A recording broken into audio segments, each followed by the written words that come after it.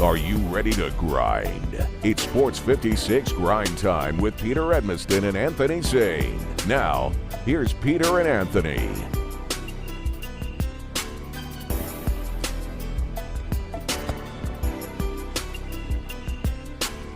Yes, indeed. What up, everybody? What up? What up? You know what's up. I do. Ole, ole, ole, ole. Ole, ole. I'm proud of you. What's the sounding thing, mate? What's the sounding, mate? You talking about the Vuvuzela? Yeah. The Vuvuzela again. Woo! We did it. USA. USA. The Vuvuzela again. USA. USA. Ain't that how Informer went? Informer. You know me. When the Vuvuzela.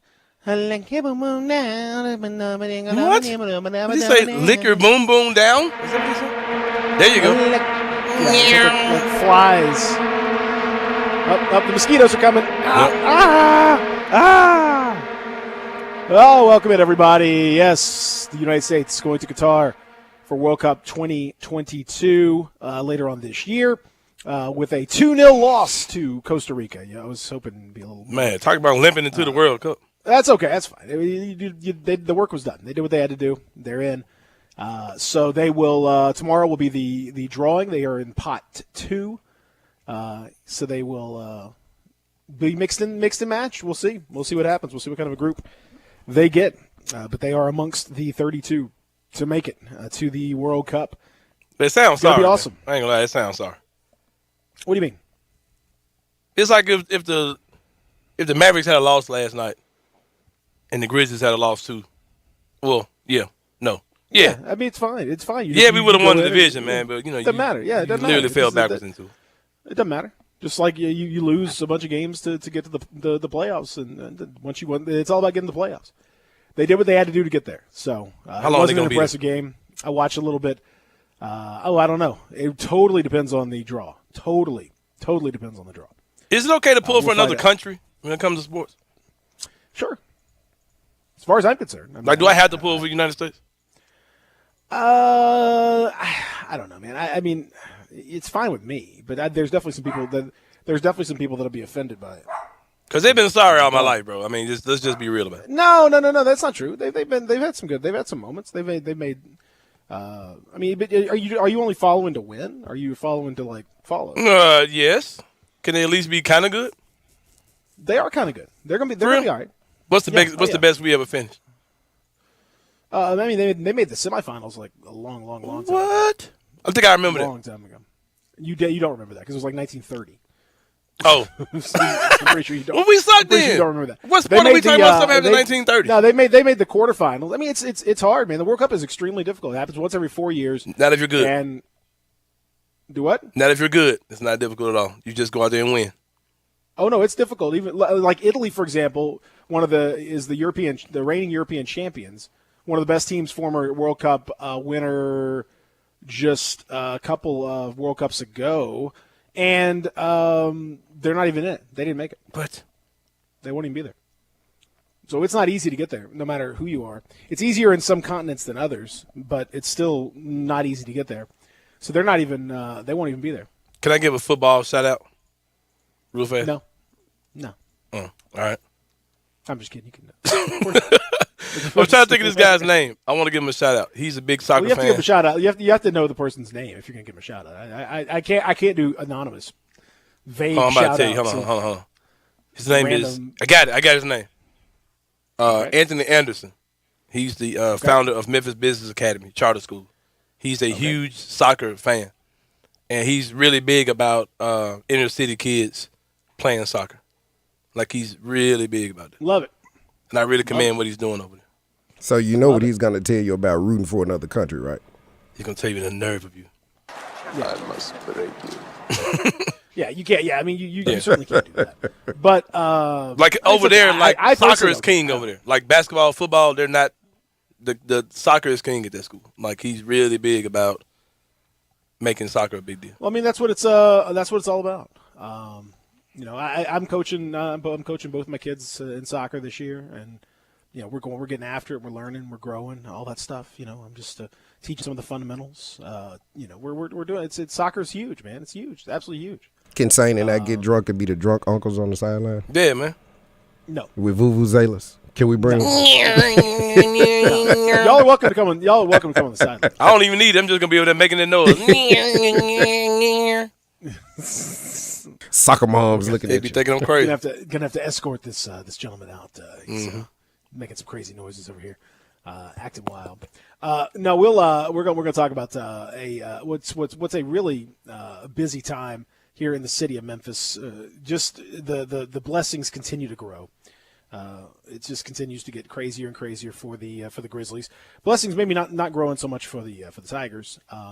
That is unfortunate. But that's just kind of how it is right now. Grizzlies are victorious. They won the Southwest Division for the first time in franchise history. Now, does that really? When is the banner coming in?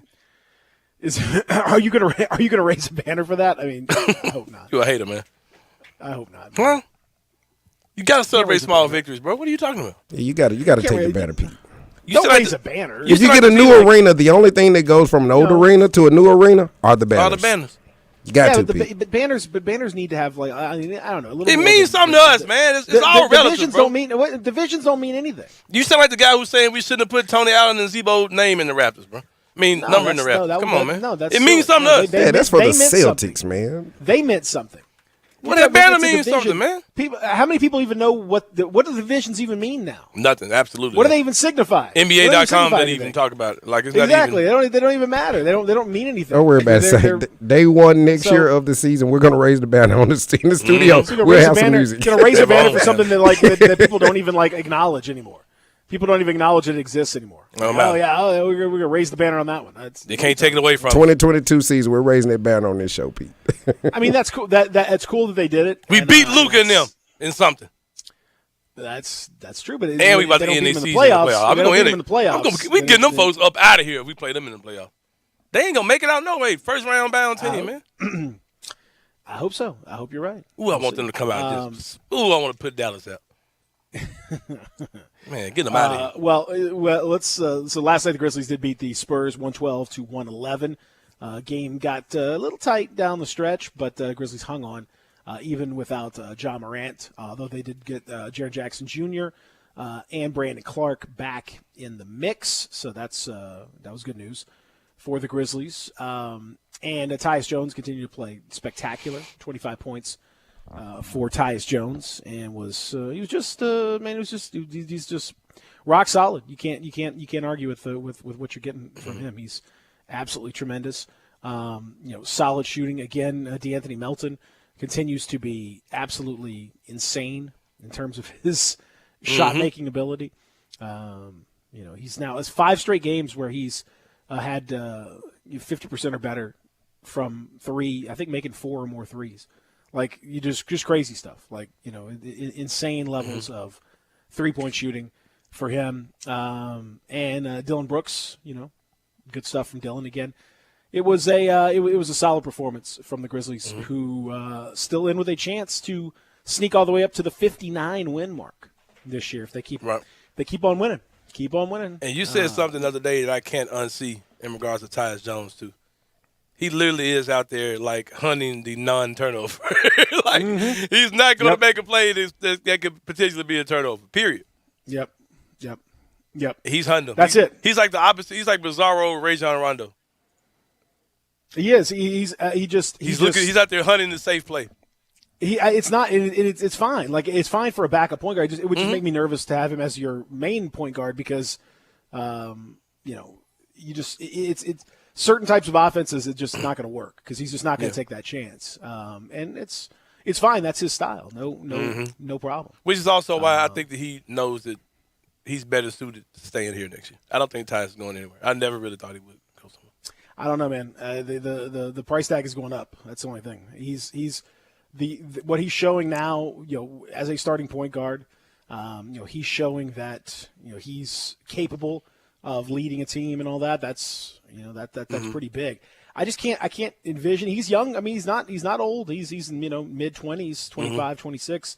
So it's not like you could sign him to a long-term deal and he'd still be in his prime throughout that deal. I don't know. We have to kind of see how the market shakes out. But I'm just not quite ready to say that he's going to get starting point guard money. I'm just not quite there. But yeah, that's what I'm saying. I don't really think he's going to get there. Like who? But he is going to get more than the Grizzlies probably would have budgeted, and maybe more than they're comfortable paying. 15 to 18 million a year is probably not shocking, for him. I'm gonna make a prediction. I would imagine that's a lot. That's more than what the Grizzlies would have budgeted at this point. I think we're gonna sign him for the MLE. That's basically what he's making now. That's what I'm saying. I don't think I think he'll do it again. Why? Because we're saying he could be a starter for who? I mean, I don't. That's the thing. That's what I'm saying. Like, where is he going? Like, where is Tyus Jones going to go be their starting point guard? Like, what team is?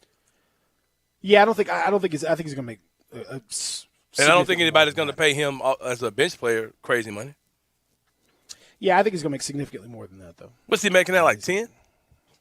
8.5, somewhere in there. But what's the current MLE? Current MLE is like 10, right? 10, 11? Yeah, he'll make that. Mm-hmm. I don't think so. I think he's going to make more than that. I think you're going to see. I think he'll get into the 15 range. It's wrestling day. Let's go hair versus hair. Let's make the bet right now. Let's see. No, that's an unfair fight. That's an unfair fight. You acting like my hair ain't awesome? No, but you're acting like my hair isn't like the best hair. That's what I'm saying. We're valuing both my hairs are extremely valuable. Yeah, but mine's more valuable is what I'm saying. So it's not fair. Plus I'm black. Plus I look smooth with a bald head. You look like the moon. Yeah. I'd look like the moon with a beard. Like a big old satellite just running around. No, can't. Yeah. That's the area where there's just not a lot of white people generally cannot pull off full baldness without looking weird. Yeah, it just doesn't. I mean, you there are some that can do it. Like Stone Cold Steve Austin, they're just fine with it. But most people can't pull off full bald. What is that black and white TV show or movie scene where it's like the moon and like a rocket hits him in the eye or something like that? You know what I'm talking about? Like, I know you can't picture it, but. Wait, what? Exactly. Man, it was on some old movie or something where it shows like the moon and a rocket. The moon has a face, and a rocket comes and lands in the rocket in the moon's eye. That's like an old silent movie. Where did it come from? Like, wait a minute. I think that's one of the very first like movies ever made, like art movies. I just kind of pictured that. That's how you would look if you didn't have hair. I don't. This is my freshly washed, like no products in it, like. Haven't done anything to it here, but when I jazz it up, you know the vibe. Come on, man, let's bet hair versus hair right now. Tyus Jones gonna be playing for Memphis. No, I ain't betting hair versus hair anyway for anything. Beard versus I ain't coming beard of you. No, I ain't betting. I'm not. This isn't wrestling. I'm not going. We ain't Loser leave town. What's up? We ain't doing any stipulations like that. Coal miner's glove. Loser leave town. Contract on a pole match. Money in the bank. None of that stuff. Loser leave town means you got to deal somewhere else. We'll have to see. We'll have to see. I mean, again, I got to see how the market shakes out. But I do think that there will be interest from Tyus Jones, from a number of teams. And again, that price tag. We'll kind of see how what teams are going to go. But I mean, I could see a team like. When. Like, okay, so. Shout out to Patrick Ewing for that beautiful quote. So we'll see. We'll see how it goes. I mean, there are. I'm waiting on your team, man. Teams. I told you it's going to depend on how it shakes out, man. I don't know. I think teams are going to have to make other moves in order for this to happen. But I could see a team like Sacramento, for example. They have a history of doing some weird stuff, and depending on De'Aaron Fox's off season, what happens there? Right. You think they might trade him? They could see. Yeah. I think that's been whispered about for a while. Even if they don't, they've those multiple point guard sets. They could see him as a guy alongside. They're willing to overpay to try to get themselves into the mix. Get a winner. I think. a winner and all that stuff. I mean, they've got maybe they get rid of De'Aaron Fox. They got Davion Mitchell. Maybe they play him with with Tyus. I don't know. Portland. Maybe they want a stable hand to go along with Lillard and then all the rebuild stuff that they're working on. I don't think anybody's going to bid more than the Grizzlies would to pay him as a backup point guard. That's all I'm saying. I don't think he's going to be. But my point is, I think he's going to be a starter for some of these teams. I think they're going to see him as a starter. I ain't mad though. So and from the Grizzlies' perspective, I mean, I think he's a valuable player, but is he again? This goes back to what we were talking about yesterday with the Zion stuff. Mm-hmm. If you're going to position yourself to get anybody, go get Zion or anybody else of major value in the next couple of off seasons, you can't pay Tyus Jones, $11, $12, $15 million a year. You just can't do it. It's going to be very hard for you, no matter his value. And it's not to say that he isn't worth paying. He's a really good player. So it's just to me, I don't know. I think it makes for an interesting thought on how this team, how they're going to progress and what their plan is going to be. I don't know.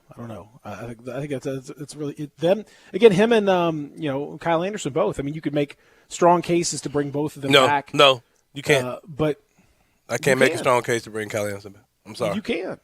I mean, he has been in position to help you win games a lot this year. He's extremely versatile. He fits perfectly with your system that you're trying to accomplish. He's a very good mover of the basketball.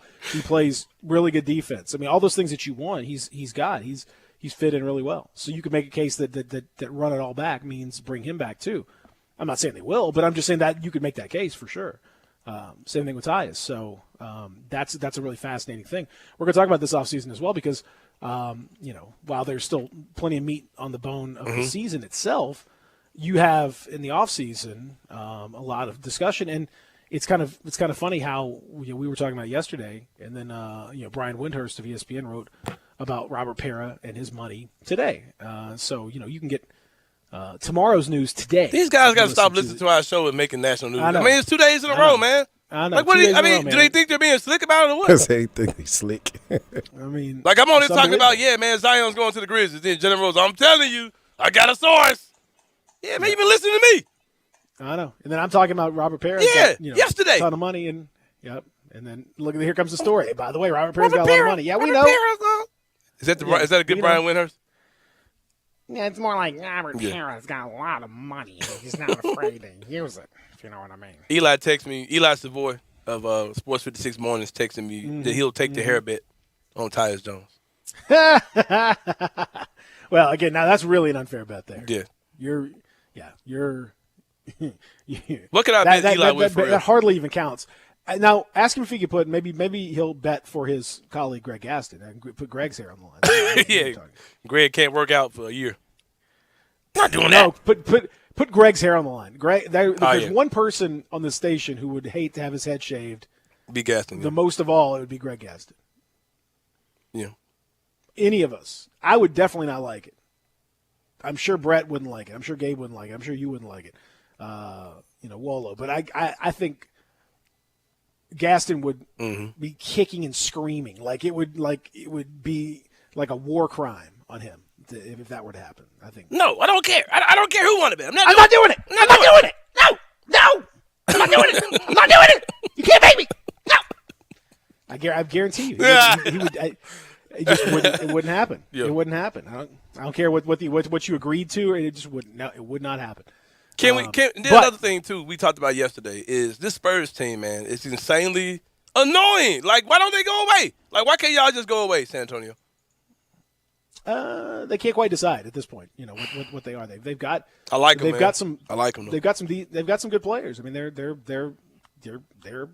It won't be long for them until they're back at least halfway decent. But they've got a little work to do. And again, I don't know how long. See, Peter, I've been watching Winning Time. I've been watching Winning Time, Peter. See. Oh my God. And on Winning Time, once Jerry West knew it was over, he realized he was probably at this point of his career better suited to slide over to the front office.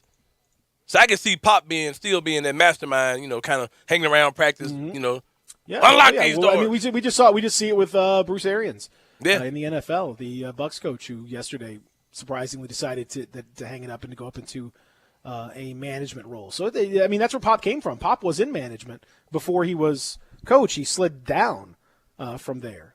So that's just kind of how it goes. Now we're going to talk about that. We're going to talk the latest on the Tiger situation. We are going to discuss a little pro wrestling because we've got our good friend Dustin Starr who's going to join us. We've got pop star Rob Fisher as well, who's going to join us in our next segment to continue the discussion about the Grizzlies. So a very busy show. If you want to join us on the AutoZone listener line, you can get in the zone. AutoZone. 360-8255, 901-360-8255. We will give you the latest on the transfer portal and what's happening there with the with the Tigers and a whole lot more. So all that still to come. When we come back, though, is our buddy Rob Fisher, who's going to join us, and we'll talk with the biggest pop star or second biggest pop star on the show. Well, I just find it odd that you never question Rob calling himself a pop star, but you question me. You're a media member. I question Rob. Enough of that. No, that's where you're once again incorrect. All right, what did you say? I spent entire programs telling Fish that he's a media member and not a pop star. So you just kind of caved in? You just caved in? No, it's just more that I'm just kind of playing along with the joke. Okay, I got you. I definitely think both of you are media members and not pop stars. Yes. What media stuff you seen me do? And it is a joke. You're doing it right now. I'm the influencer's influencer. Yeah, but you're doing it right now. This show ain't on TikTok. I mean, it might be. I don't know, but it's not. Yeah, you're saying it while we're streaming on YouTube. Yeah, while we're on a radio Twitter program, streams. though. Yeah, you're right. Yeah. I'm just here for the stream, man. I'm just here for the stream. Hey, shut down his mic on the radio on the broadcast side. Yeah, just put him out there to YouTube. Only stream inside. To the people, man. For the people. Oh, yeah. 360-8255. When we come back, Rob Fisher joins us, Real Sports Talk, Sports 56 98.5. Be sure to follow us at Sports 56 WHBQ on Twitter, Facebook, and YouTube to watch live video of our shows. Stay up to date with station events and have chances to win prizes from Sports 56 and 98.5 FM. What do bagels, axes, and some of the area's finest used cars have in common? Come find out at Auto Universe, 7300 Winchester this Friday as Sports 56 and 98.5 broadcast live beginning at 7 in the morning. We'll have free breakfast from Einstein Bagels, games from Civil Axe Throwing, and we'll be highlighting some of the great cars that can be had at Auto Universe. Join Greg and me this Friday from 7 to 10 at Auto Universe, just off 385 at 7300 Winchester. Sponsored by Einstein Bagels and Civil Axe Throwing. Hey, Gabe. Hey, Beep couldn't be here, so I'm stepping in to sell some Central Barbecue. Wait, what? I am NKOTB at CCB. Huh? It means I'm the new kid on the block. I know what it means. Are you saying you're happy to do a Central Barbecue commercial? Super psyched. I love Central Barbecue. Well, we all love Central Barbecue, Pete included, but he doesn't seem to enjoy doing Central Barbecue commercials. Well, I do. I'm Pete 2.0. What is happening? Maybe we could come up with a new jingle for Central Barbecue. Well, we got to get Pete back. This just feels weird. Central Barbecue, yeah. Get in zone, AutoZone. Welcome to AutoZone. What are you working on today? Of course, we have everything you need for that big brake job. Right now, you can save 15% when you buy any Duralast brake pads and any 2 Duralast rotors. It's a great way to save while you take on the full job. Oh, and here's a tip for you. Go for a nice, easy drive after you finish the job. It'll help you break in your new brakes. For more tips, visit AutoZone.com/DIY. Restrictions apply. Get in zone, AutoZone. Are you ready for the Gossett Mitsubishi Spring Sales Event? It's on at Gossett Mitsubishi on the Pike. Need 41 MPG highway with gas prices that keep soaring? We got you covered in 2022 Mitsubishi Mirage G4. $189 a month or $14,999. 5 seats, 27 MPG combined. 2022 Mitsubishi Outlander Sport. $299 a month or $23,037. Plus, redesigned 2022 Outlander with 7-passenger seating and 27 MPG combined. $359 a month or $26,998. And get our stellar 10-year, 100,000-mile powertrain limited warranty. Gossett got it at Gossett Mitsubishi, 1870 Covington Pike, or shop online at MemphisMitsubishi.com. If you want it, we got it at Gossett Motor Cars. 72 months, 500 military rebate, G4, NHF 03943, MSRP 16985, Sport, NU 06786, MSRP 25407, Outlander, NZO 6388, MSRP 292, includes all rebates and incentives, PF 695, excludes tax, title, and license with approved credit. See dealer for complete details. Offer valid through 2/28/22, dealer stock only. Now, back to Sports 56 Grind Time. Here once again are Peter Edmiston and Anthony Singh. And I told her quite a story, said I love her forevermore. But the trouble is I tell the same old story to every girl that walks through the door. One of the more problematic songs. One of the more problematic situations here for the WWE back in the day. They can't help. This was Saying, you know who this is? No. What about you, Pete? Oh yeah. Yeah, Peter know. It depends on who you ask. But this is Slick's music, Reverend Slick. I thought it might have been. It was but it was everybody that he represented. So it could have been the Twin Towers, Akeem, Bossman. It could have been whoever His he had at stable. the time. This was his stable music. Well, you know I do everything for a reason. Who's slicker than Rob Fisher? I mean, just being honest, man. Some people have called Rob Fisher a jive soul bro as well. That's what I'm talking about. All Black Affair attendee. Yeah, All Black Affair attendee. Rob Fisher joins us now. Rob Fisher. Hello, everybody. What it do? How are you? How you feeling? You a jive soul bro today? Always, every day. Every day, ladies and gentlemen. Rob Fisher. That's just how he does it.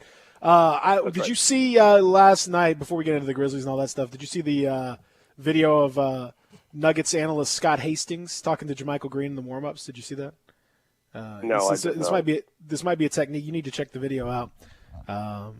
He's doing a live hit in the pregame with the Altitude TV people, and the studio host, she asks, "Is JaMychal Green going to play? Have you heard anything?" And he leans over, and JaMychal Green is shooting on the warm-ups, and he yells at him, "Hey, JaMychal, you going to play?" And JaMychal shakes his head, and he goes, "Nope, he's not going to play."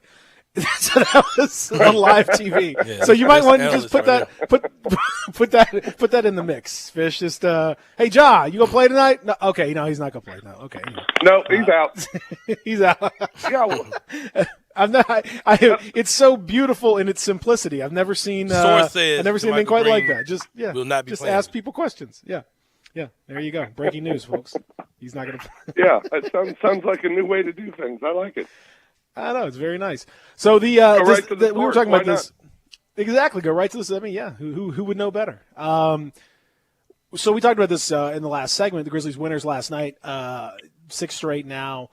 Just peeling off another winning streak. That's life in the big city now. And they are the Southwest Division champions for the first time in franchise history. Does that mean anything?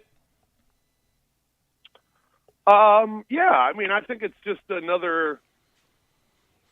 It's another thing to cross off, and to do it for the first time in franchise history. Yeah, I think it does. While there are still divisions, yeah, I think it means something. It's the first time that you've ever done it, so yeah, I definitely believe it means something. Does it mean anything to the team? I don't know. I'll tell you this. Last night they were celebrating. The plane was a little more raucous. The coaches were coming to the back of the plane, shaking everybody's hands. And so I feel like, I think they looked at it like something to be proud of, something that's accomplished. But they all still say the same thing from the coaches to the players of, it's not our ultimate goal. We still have a lot more to accomplish and a lot more that we want to do. But I think you can take pride in being division champs. Absolutely. To do it for the first time in franchise history. I mean, for all the years that the Spurs were your division champs, for the years that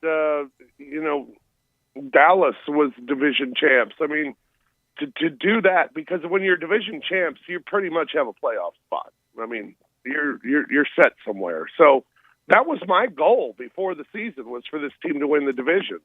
And they did it, because I think when you win the division, more likely than not, you're going to be a top 6 team. And that was the goal, I think, this season, was to be a top 6 team and not have to play in the play-in. And they accomplished it. So, yeah, I think it's worthy of celebrating. I don't think you have a banner unveiling and a banner raising.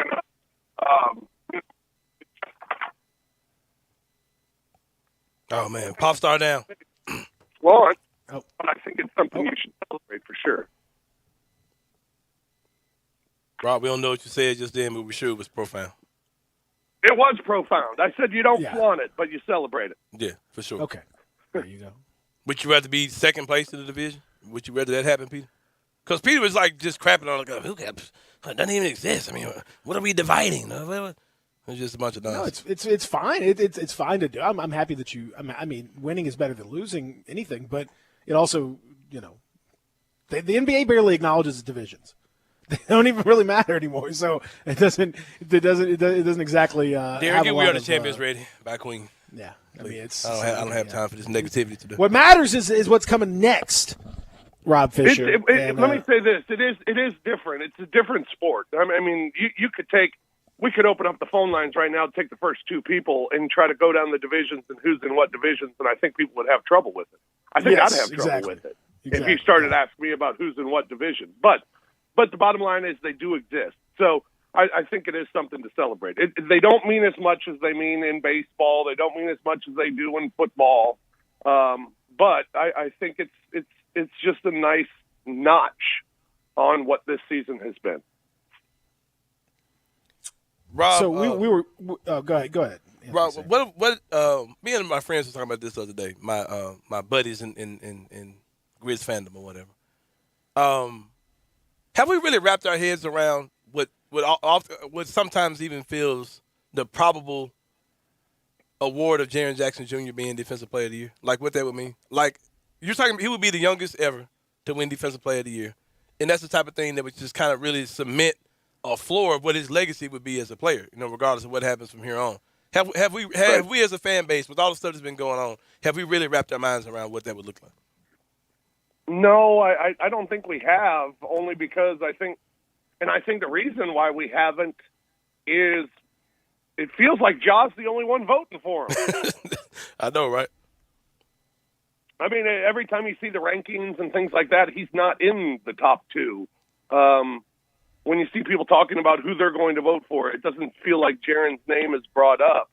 But I think, that award, we talked about it with Dylan Brooks at the end of last season, about Dylan being on an all-defensive team and where he was going to fall. And my feeling was, I think, those are awards a lot of time that are based on reputation going into a season.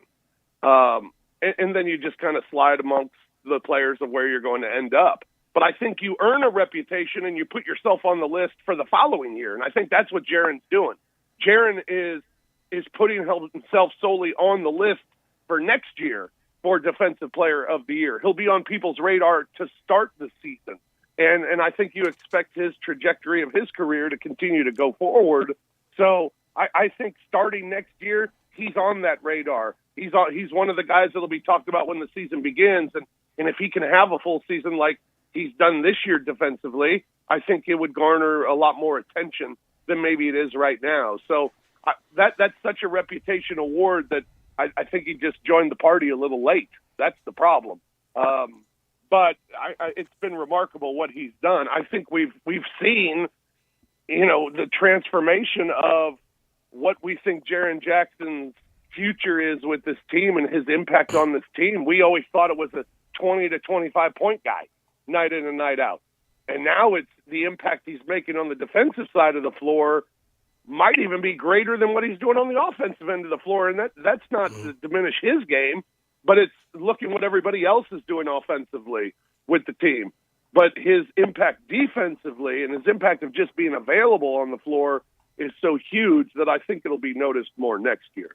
So, yeah, we're underrating it a little bit because I think it feels like he's not going to win it. The Grizzlies are now 19-2 this year without John Morant.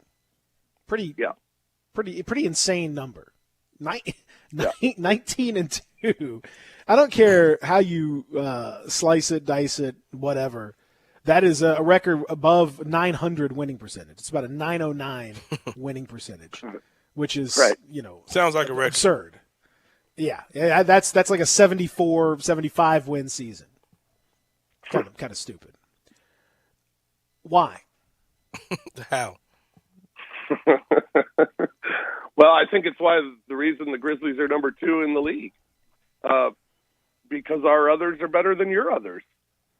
The depth of this team is just better than other teams. It's why the Phoenix Suns are the number 1 team in the league. I mean, look at the time that they missed Devin Booker this year, and look at the time that they've missed Chris Paul this year. And what have they done? They've remained the top team in the league. Nobody's talking about maybe they're better without Booker, or maybe they're better without Chris Paul.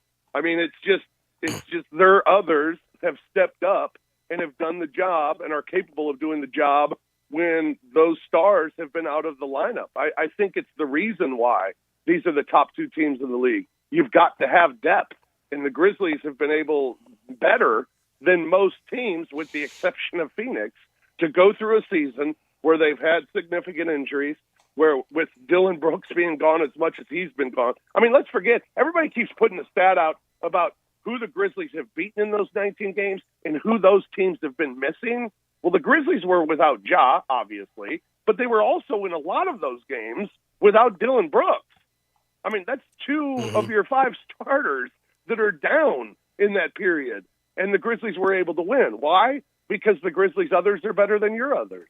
And other teams around the league have gone through the same things, whether it's COVID protocols or health and safety protocols, whatever, or injuries, and they haven't been able to stay above water during those times. I mean, remember Utah went a long time this season without really having any COVID protocols, and all of a sudden it hit, and Utah fell. Everybody fell. The Grizzlies didn't. It just shows how much better the Grizzlies' depth is than other teams, and I think you could say the same for Phoenix. We don't talk about it with Phoenix for some reason because I think we expected Phoenix to be at the top. We didn't expect the Grizzlies to be number 2. That's why it's a much bigger story than what you see in Phoenix. Rob, when you see the kind of the age and the decline, or just what looks like a pending decline of a lot of the great teams in the NBA, teams that have been good for the last 3 or 4 years, if you can see them falling off. When you see things like the rankings yesterday that came out to have the Grizzlies being the best-looking franchise going forward for years to come. Does that really sound like that feels like so real when you look at how, teams are aging in front of our eyes, and just the teams we all listed as being great teams, they're kind of falling apart all in front of our eyes. They're looking very vulnerable this year. Does that feel far-fetched at all when you see a ranking like that? No, not at all. I mean, it's the thing that I thought of at the playoffs last year when the Grizzlies took on Utah. The thing that excited me the most was what's going to happen going forward. I didn't know this year would be the year that all of a sudden you're looking at a 2 seed. But now you think about it, when next year, when the odds come out for the beginning of the season, I mean, the Grizzlies are going to be among the contenders in all of the NBA for next season. And then you look at 3 years from now. I mean, why wouldn't they be contenders? I think that's early this season when people would ask me, are the Grizzlies contenders? I was always kind of, I don't know. Yeah, I mean, they have to consider them contenders because they're one of the best teams in the league. But, to go through that grind for the first time and to all of a sudden just try to contend for an NBA championship is going to be very difficult. But as this season's gone on, I've thought to myself, well, I mean, at some point you have to believe that they are contenders this year. But the thing that excites me the most, are they a contender in the next handful of years? Absolutely, 100%. So, yeah, I agree with those rankings. I think it's exciting right now for the Grizzlies because it's not just this season. It's for years to come because of the young nucleus of this team and the core of this team and what the front office has done to build this team. Everything has fallen into place for them to have a nice, long run of the postseason. And, the more you do that, the more chances you have to contend and to see where this team is this year. And to think of Ja getting better and Ja not missing 26 games, to think of Jaren Jackson continuing to get better, to think of Dylan Brooks playing a full season with this group, to think of DeAnthony Melton, the way that he's improved as a player. I mean, what they've done this year is remarkable, but what you think of next year and the year after, I think you think of even higher heights, where the expectation coming into this year was, well, let's finish top 6. The expectation for next year is going to be, let's win the Western Conference. I mean, that's a huge leap for this team. But I think it's just the natural progression, and you're going to have to look at them as one of those teams that will contend for a Western Conference championship in the next couple of years, if not this year. So I wonder if – because we've kind of gone back and forth on this, and the discussion that we had earlier about the team being 19-2 without John Morant and how well they play and how deep their roster is and all that. That's all true. We were talking about a little bit yesterday, Fish, and I just happen to think. I wonder. I don't know yet. Honestly, I don't think any of us know. That depth, is it going to be as important in the playoffs? When you face a team that is, it's a 7-game series, and the Grizzlies will host, no matter whatever happens from here. They're locked in. They're going to host whoever it ends up being in that 7 seed. They're going to host them, and that's going to be where it is. But it's going to be a 7-game series where you have time to plan out and look. And you saw last year against the Jazz, the Jazz kind of picked and prodded after an outburst in Game 1 and took care of the Grizzlies from there. Is that depth going to be as important? And is this team better suited than teams of the past to be able to deal with that level of playoff scrutiny? Well, I don't think, as long as you're healthy, knock on wood, I don't think the depth is as important because you're going to shorten your rotation, and frankly, your starters are just going to play more, and more is going to be expected from them. But I don't think it diminishes. I don't know what I'm trying to say. I don't think it. I think the Grizzlies as a starting group and with their bench are as good as anyone in the league. And I think the sample size is just too big. That they've been that all season long. When they've been healthy and they've played with their normal rotation, they've been better than the teams that they're playing every night. So I think their depth has gotten them here and gotten them to the position that they're in right now. But going forward, it's going to be about your starting 5 and the 3 or 4 guys that are going to come off the bench. And I think when you look at the top 9 guys on a team, I think 1 through 9, the Grizzlies are just about as good as anybody. I mean, they've shown it. They've proven it. The sample size is just too big to discount what they can do. So I don't think it'll be as important, but I think I think the depth is still, 6 through 9, you're still better than just about any team. Maybe you cut off 10 through 12, comparing yourself to other teams, but 6 through 9, you're still better than the others. So, yeah, I don't think it'll diminish what they've done, and I don't think it's a bad thing. I think the Grizzlies' depth is a good thing because if one guy doesn't have it going, or you need a spark from somebody, you could throw somebody else in that's maybe not playing. I don't think it's a problem at all. Maybe not as important come playoff time, but you're still going to use guys off the bench, and I think the guys that you use off your bench are still better than the guys the other teams are using off their bench. Rob, if that made sense. Yeah, I agree with a lot of what you're saying. Because there's a lot of people kind of ignoring. There's so many things where you're talking about top 10 offense, top 10 defense.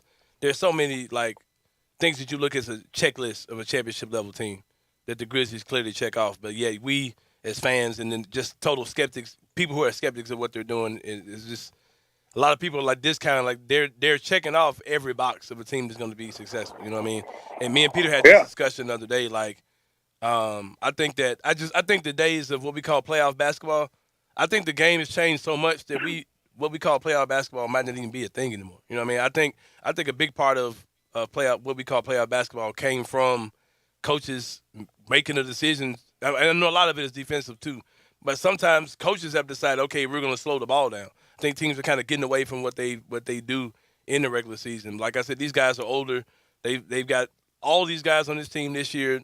They had battles they were in that battle last year, except for Steven Adams, except for Zaire Williams, of course. But I just think that year of losing in the first round last year, I think these guys are just going to be that much better and prepared because they've been showing you the whole season pretty much who they are.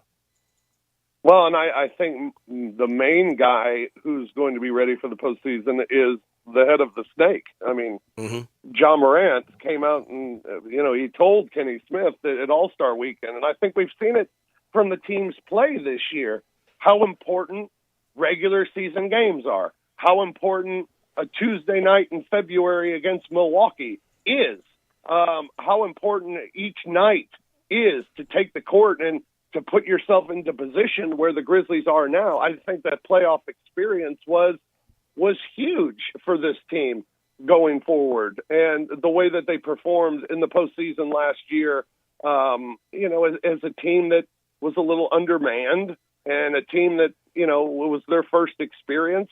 I think they performed well in that first experience at the head of the postseason, but I think it was more of a learning experience, like you said. And I think they've taken it night in and night out this year, regardless of the opponent, playing with the effort that they're playing with, regardless of it being a top team or a bottom team, just taking care of business, regardless of who's even in the lineup or out of the lineup for the team you're playing against.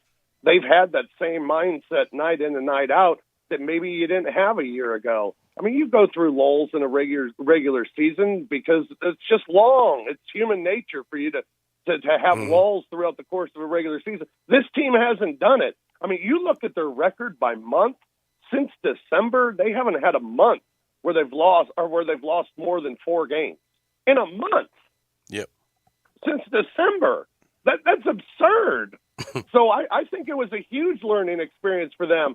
You talk about the Utah Jazz and their depth and how good they are. The Jazz have been viewed as a regular season team. I don't think the Grizzlies are viewed as a regular season team. We'll find out this postseason for sure, but I don't think this is a team that just coasted through the regular season and they're going to have the exact same identity in the postseason. I think you'll see John Morant step up. I think you'll see Dylan Brooks step up because he did it last year. I think you'll see that again. I think Jaren has stepped up in his identity as a player as this season has progressed, and you'll see it in the postseason. We always talk about the whistles are a lot fewer in the postseason. Well, God, that could help Jaren Jackson Jr. immensely. So I don't think this is a regular season team. I think this is a team that learned a lot from their playoff experience last year, and I think going into this year, that's going to help immensely for this team and their, as Taylor Jenkins would call it, their game at a time and one day at a time mentality that they play with. They truly do. And you've seen it throughout the season, and I think we'll see it throughout the playoffs as well. We'll find out soon enough. Not long now all to find them in the playoffs. Rob Fisher, thank you so much. Peter, I'll get you a T-shirt, a Champions T-shirt. Yeah, please. Man, Division champion. Get me a Southwest Division champion T-shirt, please. And that's right. On the back of it, it says, "Do you really care?" ? And you should. It's on the back. We'll put the names of the teams in the division, just so you know. Yeah, that's right. Make sure you put it'll be like it'll be a shrug emoji. It'll be like, that's what it's like. Okay, great. Like I said, we're not going to flaunt it, but I think we should celebrate it for sure. There you go. Celebrate. Have a good time. Thank you, Rob Fisher. We celebrate you. You got it, fellas. He is Rob Fisher joining us, one of the richest people in the NBA. But he doesn't quite have the same amount of money as Robert Perry. We'll about to say his boss got that big money. When we come back, Real Sports Star Sports 56.98.5. Brett Norsworthy and Gabe Kuhn drive you home with Sports Time on Sports 56. Brought to you by DeSoto Auto Sales. Weekday afternoons from 3 to 6 right here on Sports 56 and 98.5 FM. Get in the swing of things. Grab your friends, your clients, your employees, and go enjoy everything you love about Topgolf in a luxury suite while at Memphis' only Topgolf Swing Suite at Erling Jensen's Small Bites. Topgolf Swing Suite is an immersive social experience offering guests a luxury private lounge to enjoy Erling Jensen's extraordinary food and beverage service, all while playing a selection of games in a one-of-a-kind simulation day. Topgolf Swing Suites are great for work outings, celebrations, or just getting together. It's fun for the whole family. It's fun for golfers and non-golfers alike. They have more than just golf. They have soccer, baseball, zombie dodgeball, football, and more. Located at 5069 Sanderlin, adjacent to the Doubletree East Memphis. Check us out at SwingSuiteMemphis.com or call us at 901-58-SWING. Again, that's 901-58-SWING at Memphis' only Top Golf Swing Suite at Erling Jensen's Small Bites. Book your suite today. Do you want a greener, more weed-free lawn? If you're like me, you can't stand the sight of dandelions, clover, or especially crabgrass. Hi, I'm Brandon Hawley, president of Lawn Solutions. We are your locally owned and operated weed control and fertilization company. We are also experts in disease and insect control on your lawn and landscape. Our uniformed technicians are full-time, year-round licensed and certified by the state of Tennessee. Lawn Solutions' personalized service is far more superior to that of national companies that promise but simply cannot deliver. We return phone calls, we keep appointments, and we want your business. What we will not do is bother you with endless phone calls or junk mail. Lawn Solutions will not sell you something your lawn doesn't need. If you're looking for a local lawn care company to kill your weeds and feed your grass, then Lawn Solutions is the finest. Call us at 867-5626. That's 867-5626. Or go online at lawnsolutionsinc.net. From our family to yours, we want to thank you for your business. Let's say you need a new car, so you go to a dealer, right? Wrong. You need to go to Mount Moriah Auto Sales. Why? Because why limit yourself to just one kind of car when you can choose from all kinds of cars, SUVs, and trucks? All different years, all different makes, all different models. Really good prices, too. Now, everyone says that about the money, but Mount Moriah Auto Sales proves it. They work hard to get you the deal you want, even financing. Plus, they have a huge full-service department to help you take care of your car. So many choices at Mount Moriah Auto Sales. They're almost unlimited, with new vehicles coming in every day. Now, these are really good cars and trucks and SUVs that you'll want to drive. And yes, low miles too. It's so easy. Just go to Mount Moriah Auto Sales, tell them what you want, but keep your eyes open because you might just find the car of your dreams. Mount Moriah Auto Sales makes it all possible. Go to MountMoriahAutoSales.com. Mount Moriah Auto Sales, right on the corner, right on the price, right on Mount Moriah. I'm with Pat Donahue from the Rendezvous Shipping Kitchen. Pat, how are things downtown at the Shipping Kitchen? Thanks, Brett. Wow, what a year it's been. 2020 threw a lot of changes at us. One of them was our great Memphis customers figured out how to ship our ribs all over the country. Pat, we know you ship your ribs and shoulder all over the country. What are some of the other popular packages? One of our most popular packages that's come out in the last year or two has been the barbecue nacho box. Well, our nacho box is an all Memphis box. It includes our pork shoulder. It includes our friends at Poncho's cheese dip. Also includes Brim's chips, Felicia Suzanne's peppers, a bottle of our barbecue sauce, a bottle of our famous seasoning, some reheating tips, wet naps, cook hats, and you can even throw in a box of Dinstall's Cashew Crunch for the sweet tooth. And Pat, this ships overnight just like the rest. Brett, it sure does. Where do we order this great food? You can get these boxes by visiting our website. Go to www.hogsfly.com. In the Alley in Mr. Charlie Virgos' Rendezvous, a family-owned restaurant in downtown Memphis since 1948. Now, back to Sports 56 Grind Time. Here once again are Peter Edmiston and Anthony Sane.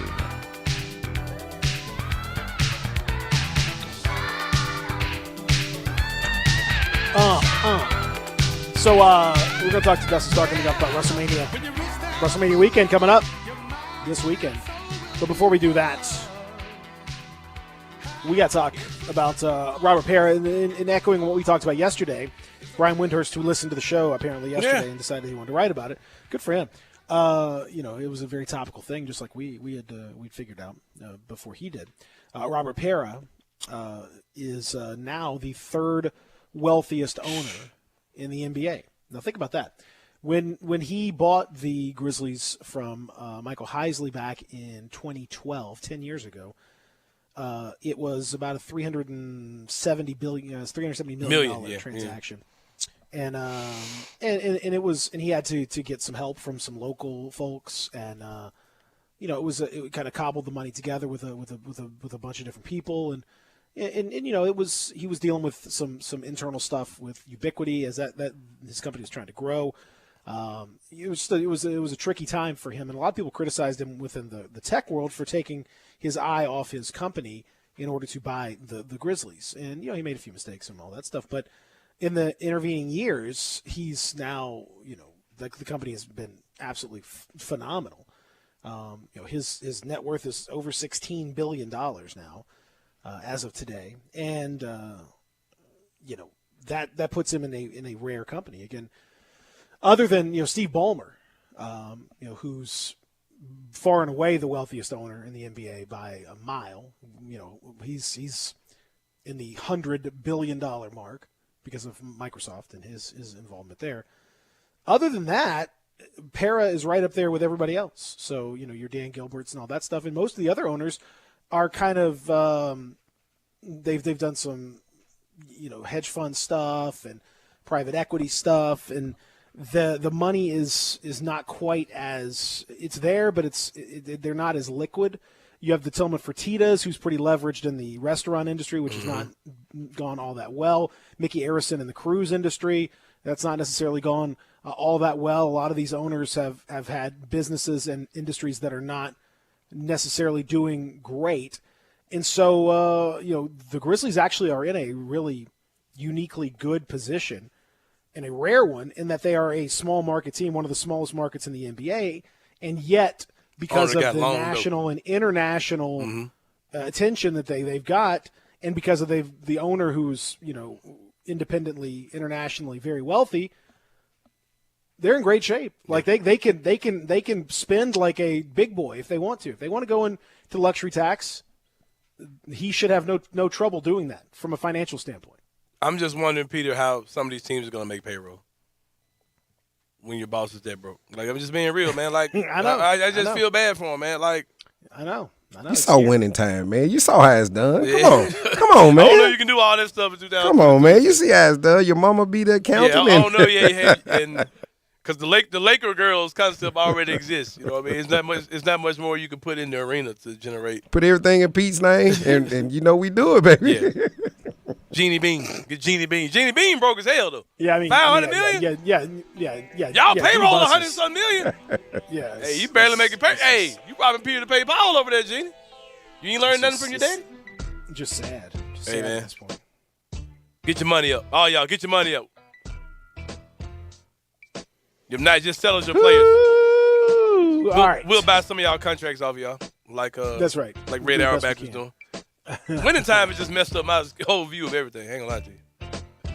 We're going to come back. Hour number 2, we're going to talk to our friend Dustin Starr when we return. We're talking a little professional wrestling. Real Sports Talk, Sports 5688.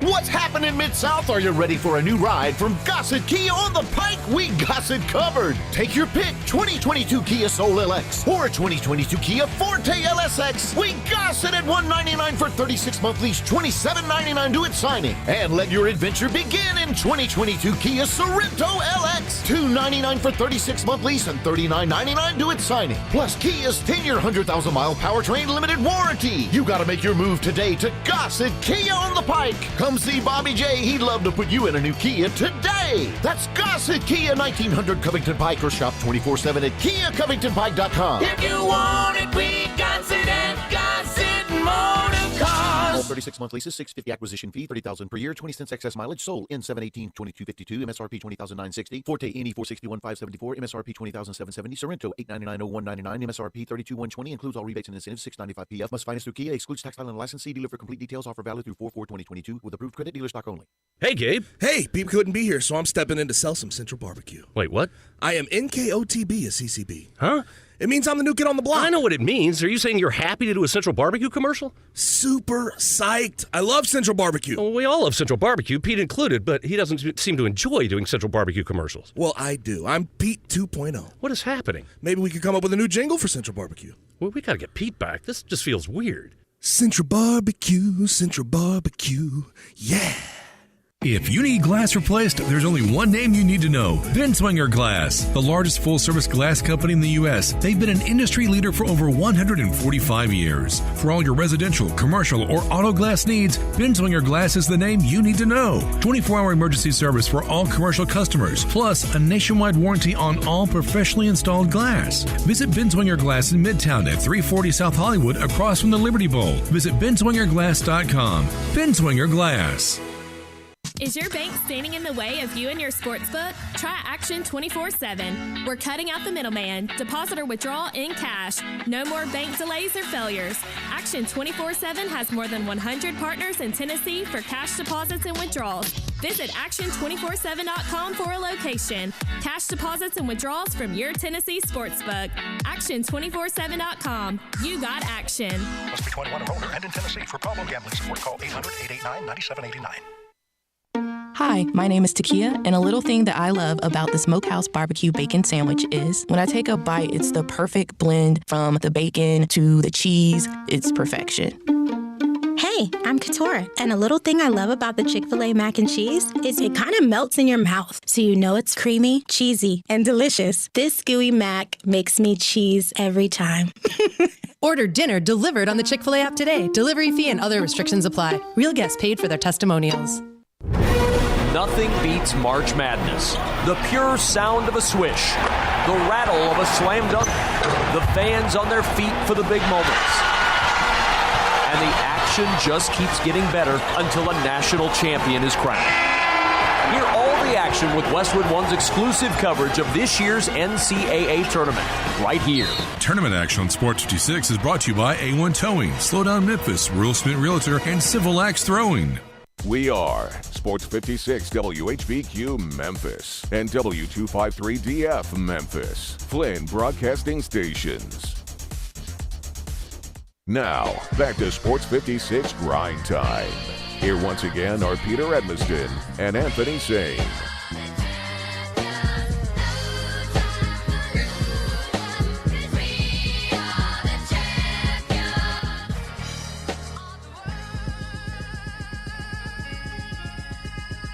In our relationship, Philadelphia, woo, I'm gonna tear you down. Pensacola, Florida, when I get to town, we're gonna treat all you women, woo, the way women ought to be treated. Because the NWA and some real men are going to take that Civic Center apart, and then we all going to be over at Rodeo, woo, driving the women wild. Woo! Miami Beach, get ready. There you go. Woo! Nature we Boy. on tour, and we're doing it better. The Nature Boy. Now, Buddy It's a cash talking cat, man. That's exactly right. You were talking about somebody talking cash who didn't always have it, but he talked it for sure. It's the Nature Boy, Ric Flair. Now, we are going to talk WrestleMania weekend and more with our buddy Dustin Starr, who joins us now. Good afternoon, Dustin. Happy WrestleMania to you and yours.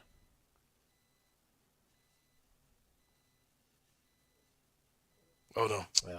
Just going to. There you go. We got Sane back. Hold on. I know we got. I'm not worried I'm about here. Sane. I'm here. I'm here. We're worried about Dustin. I'm more worried about Dustin. I'm not worried about Sane. Do we have Dustin Starr? You made it clear that you don't care about me. That's right. You want me to be Dustin Starr till you get some? I guess so. You don't have the hair to do Dustin Darian, Starr. do we have Dustin Starr? Absolutely. Oh, well, let's bring him on. Dustin Starr, good afternoon.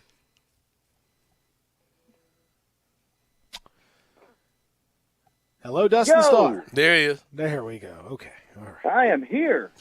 Starting to get a little nervous. That was not smooth, but we made it work, and that's what it's all about. Dustin, good afternoon. Happy WrestleMania to you, my friend. I was waiting on my grand WrestleMania introduction, I guess.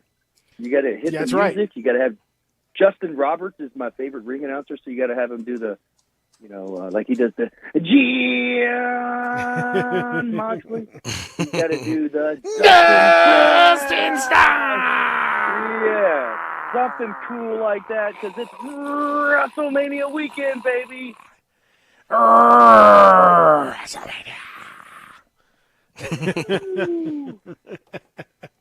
right, so let's get down to it.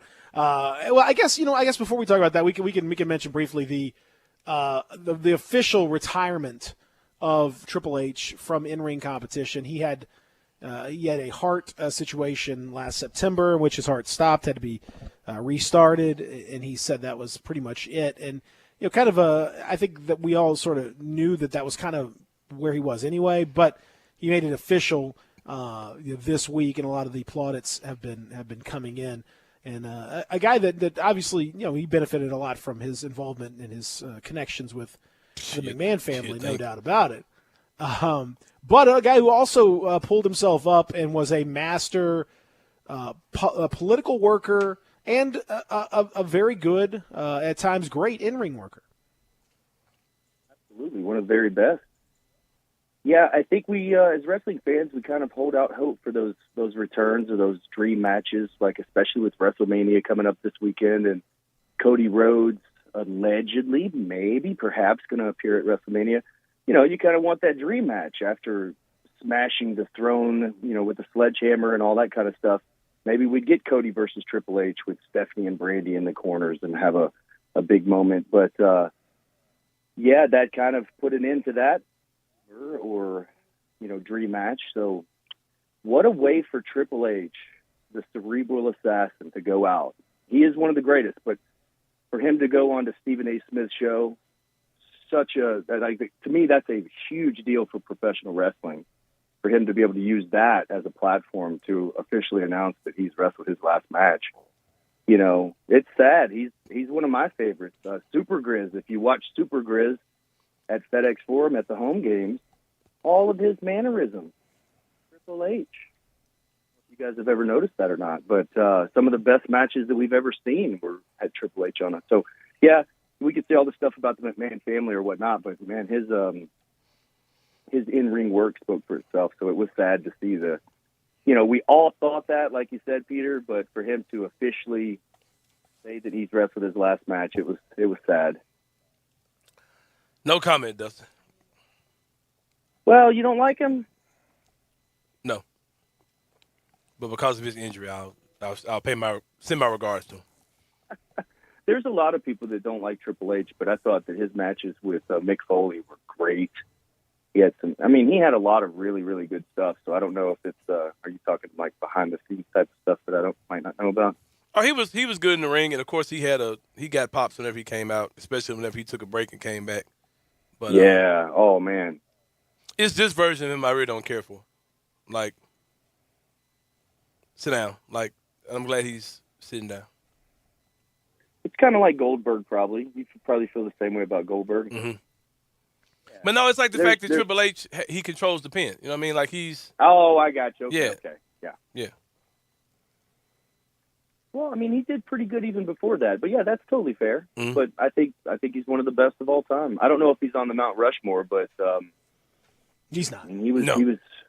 Yeah, he was really good though when he came back from the quad tears, and he had the leather jacket. He was very good. Yeah, blue jean over it. Mm-hmm. Oh man, that was. Now I used to love when he came out and spit the water in the air. All that, me and my friends used to play Madden against each other at the house, and we would come out to theme music, and I would come out to Triple H, and I would spit the water in the air and everything. But yep. The one WrestleMania where they came out and Stephanie was in this gimmick and she was, it might have been the Terminator thing, but she cut this promo and this introduction for him that was just fantastic. So some of the stuff at WrestleMania. Oh, his WrestleMania entrances were epic. Yeah, for sure. Very, very good stuff. But yeah, it was sad. I'm going to, I don't know that I wanted to really see him in another match other than maybe the Cody match just because of the story. But, it is sad when somebody officially can't do it anymore. So, yeah.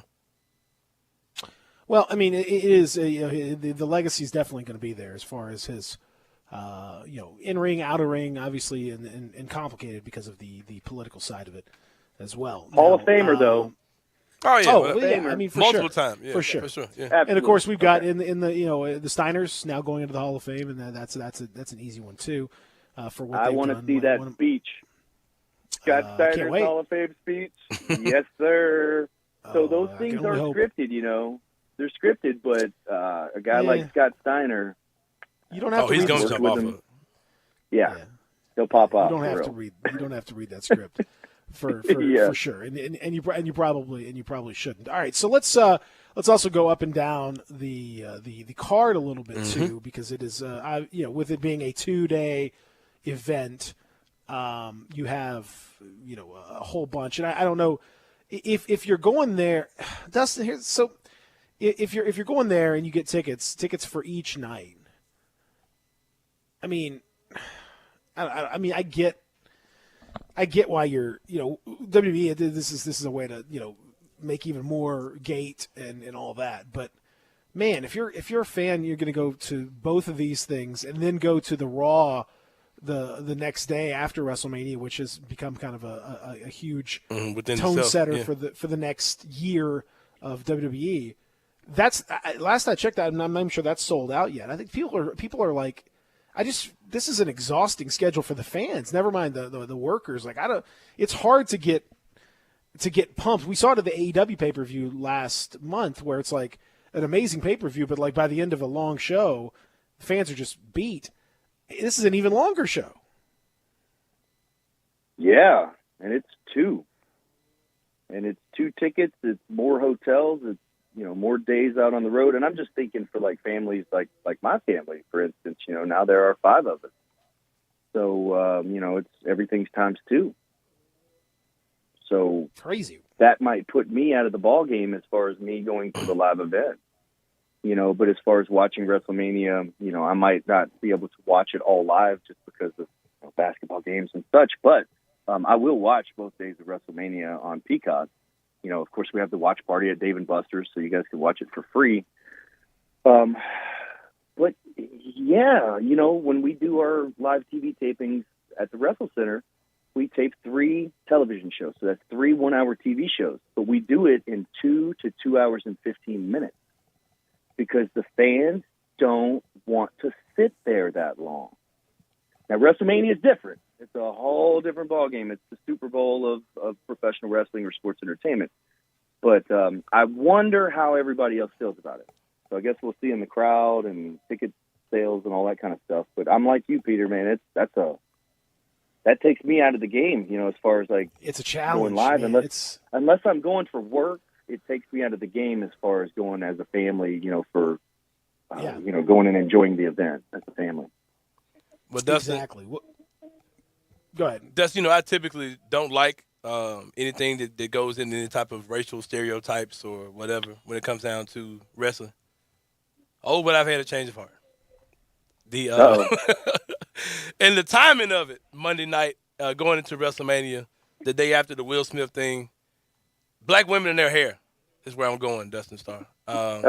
And seeing the Bianca Belair match where she cuts, Becky Lynch tried to cut her hair off. She told her don't even touch her hair.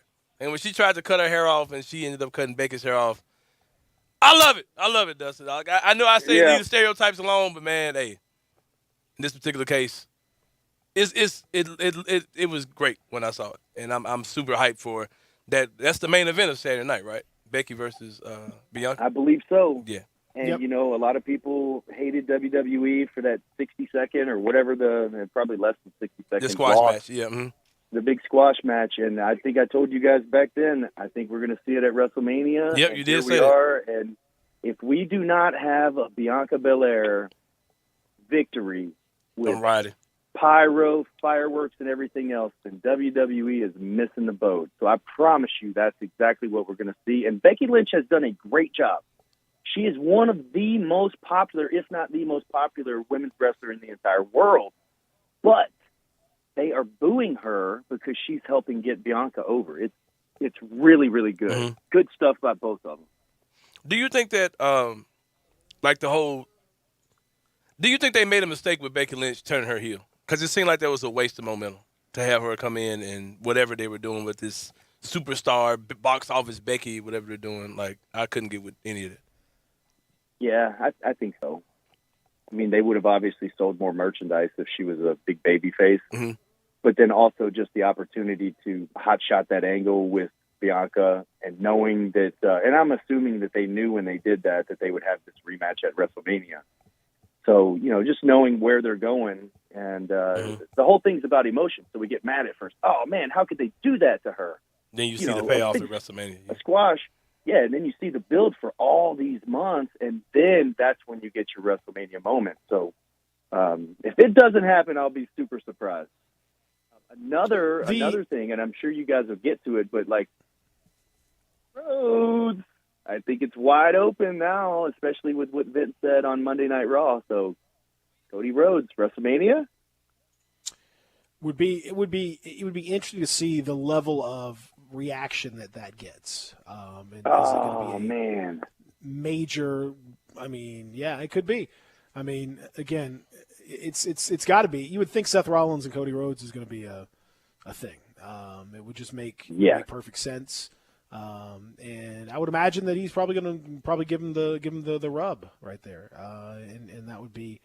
It would make sense, and it would be kind of a good little message to send to AEW because these things are always a push and pull, and they've got a lot of guys in the roster. Maybe now, weirdly enough, the WWE can provide some opportunities that maybe they couldn't get at AEW, which is a weird thing to say, but it's kind of true.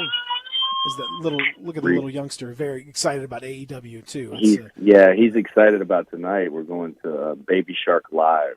Oh my gosh! Oh man, this dude. He gets fired up, so he watches wrestling like really still, like he watches it intently. But then the Baby Shark stuff, he goes nuts. He's like a wiggle worm. Yeah. So he would not be able to withstand 2 days of WrestleMania. No. So the other matches that we were talking about, because there are so all the stuff that we've talked about,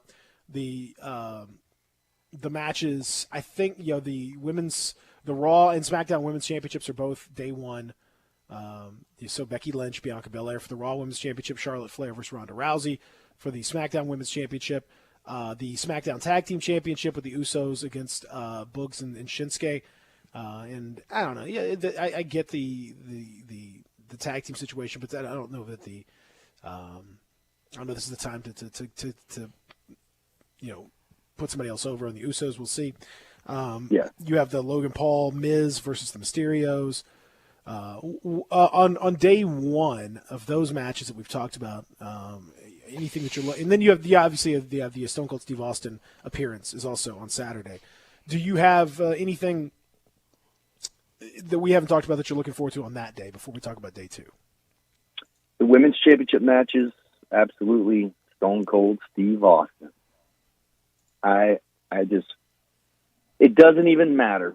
Stone Cold Steve Austin at WrestleMania with the threat of fighting Kevin Owens, I'm here for it all day long. So those 3 matches, I think, will be the ones to look out for on day one. But also you have the Andre the Giant Memorial. I don't know where that's taking place, but that's always fun just because there's so many characters in it. I do like the fact that WWE goes out of its way to try to get everybody on that show so they all get kind of a payoff and stuff. Because we've gone through the similar situation with our anniversary show, the Booker T show, any show that's just a really big one for Memphis Wrestling. I want all the guys and gals to be able to be a part of it, and there's just not enough television minutes. So I love that they put everybody on the show in some capacity, even if it's a pre-show or whatnot. But those are my 3 favorite matches on the night one. So you've got night 2, the major matches, Roman Reigns, Brock Lesnar for the title unification match, and title versus title, which is fantastic. What about that promo?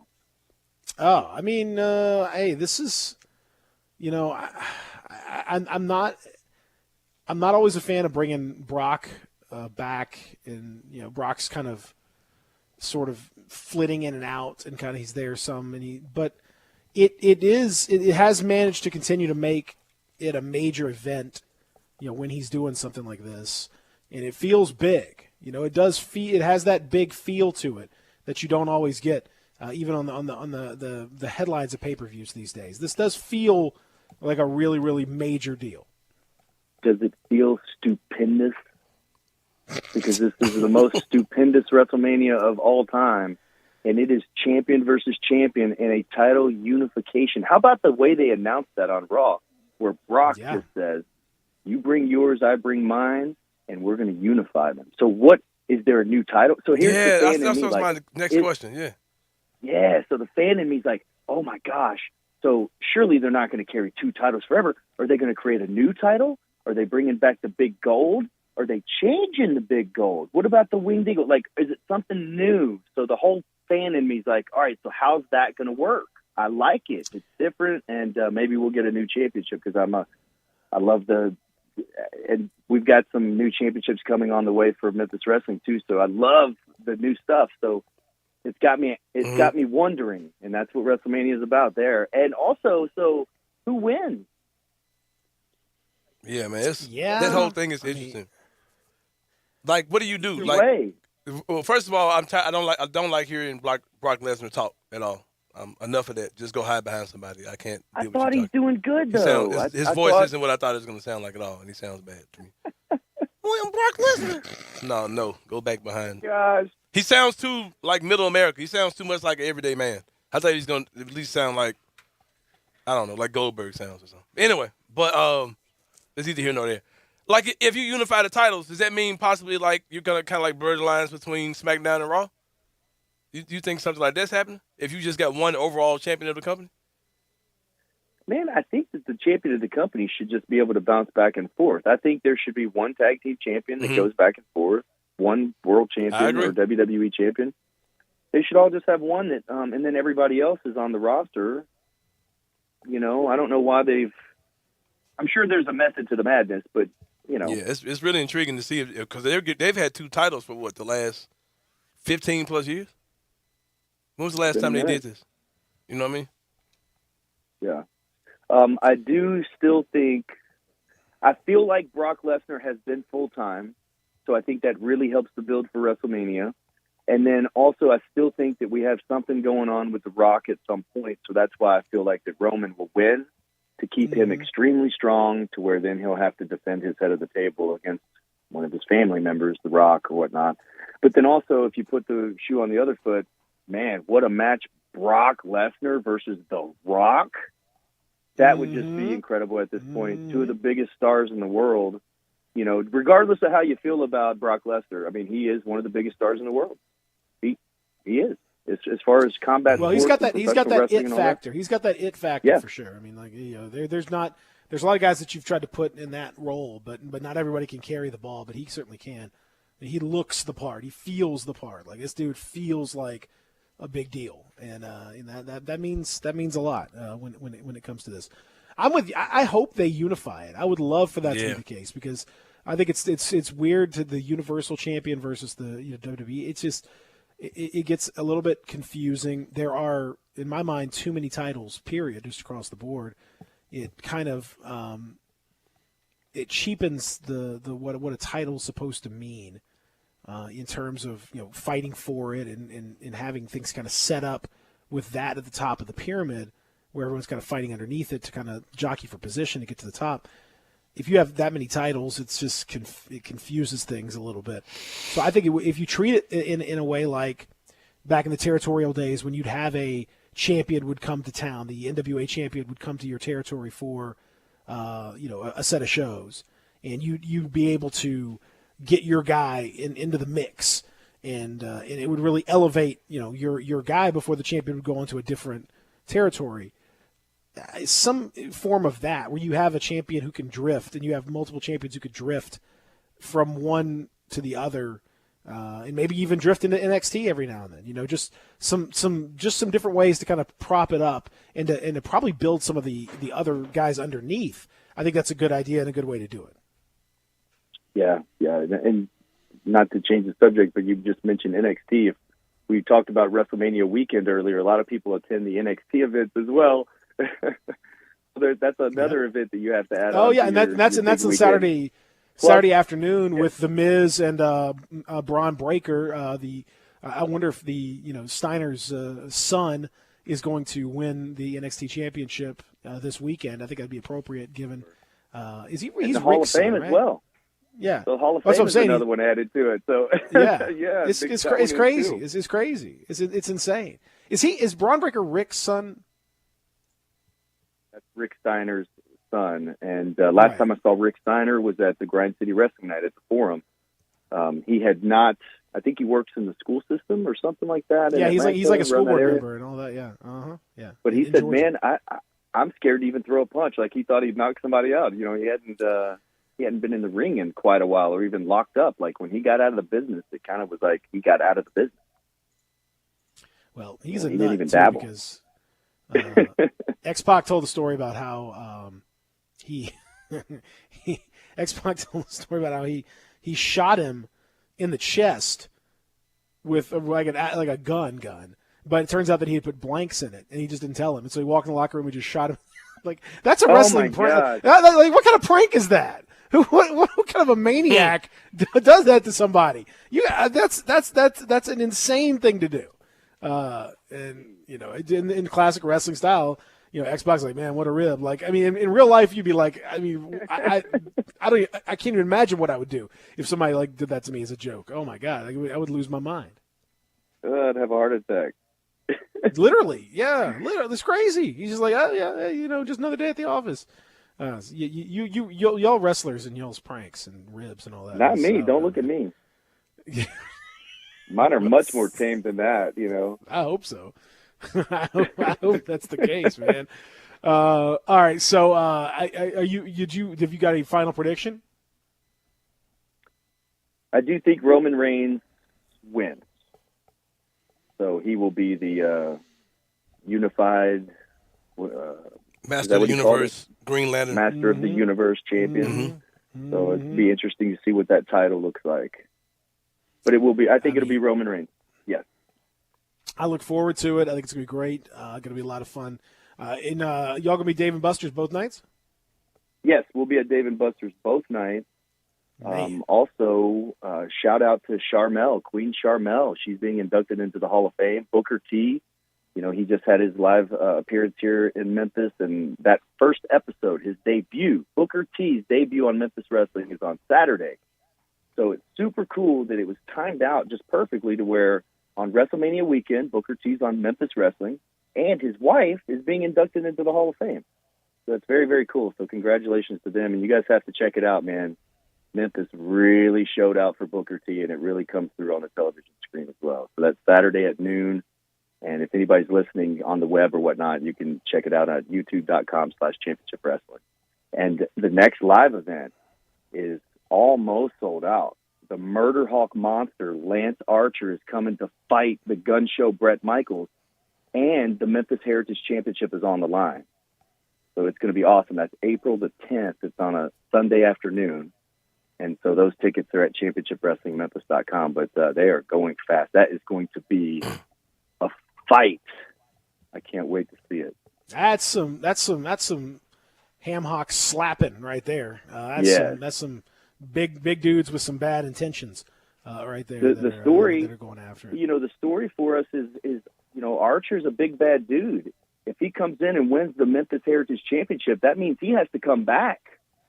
Now, the Gun Show is the champ. Beat Archer?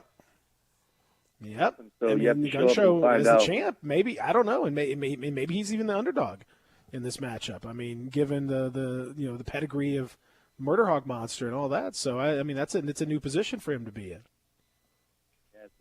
Shout out to Evil Uno.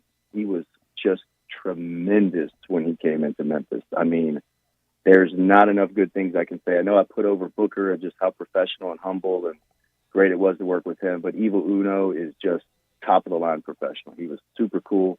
You'll see him coming up on the show real soon, and he came to recruit for Dark Order. So we're doing some fun stuff, and you have to stay tuned. We have some more people that are coming in real soon that you guys are going to really like. Sounds good. We appreciate it. All right, man, and we'll talk next week and have a bunch to recap. Yes. Hey, real quick, if I can, Saturday morning is the 2022 Regional One Health 1 mile. So it's a 1 mile walk run race. Okay, and the winner, the fastest time, wins a championship belt. So I put it up on my social media. Whoa. That's Regional One Health. I'm emceeing it, so that means I get to announce the winner and hand over the championship belts. There's a grand champion for the men and a grand champion for the women.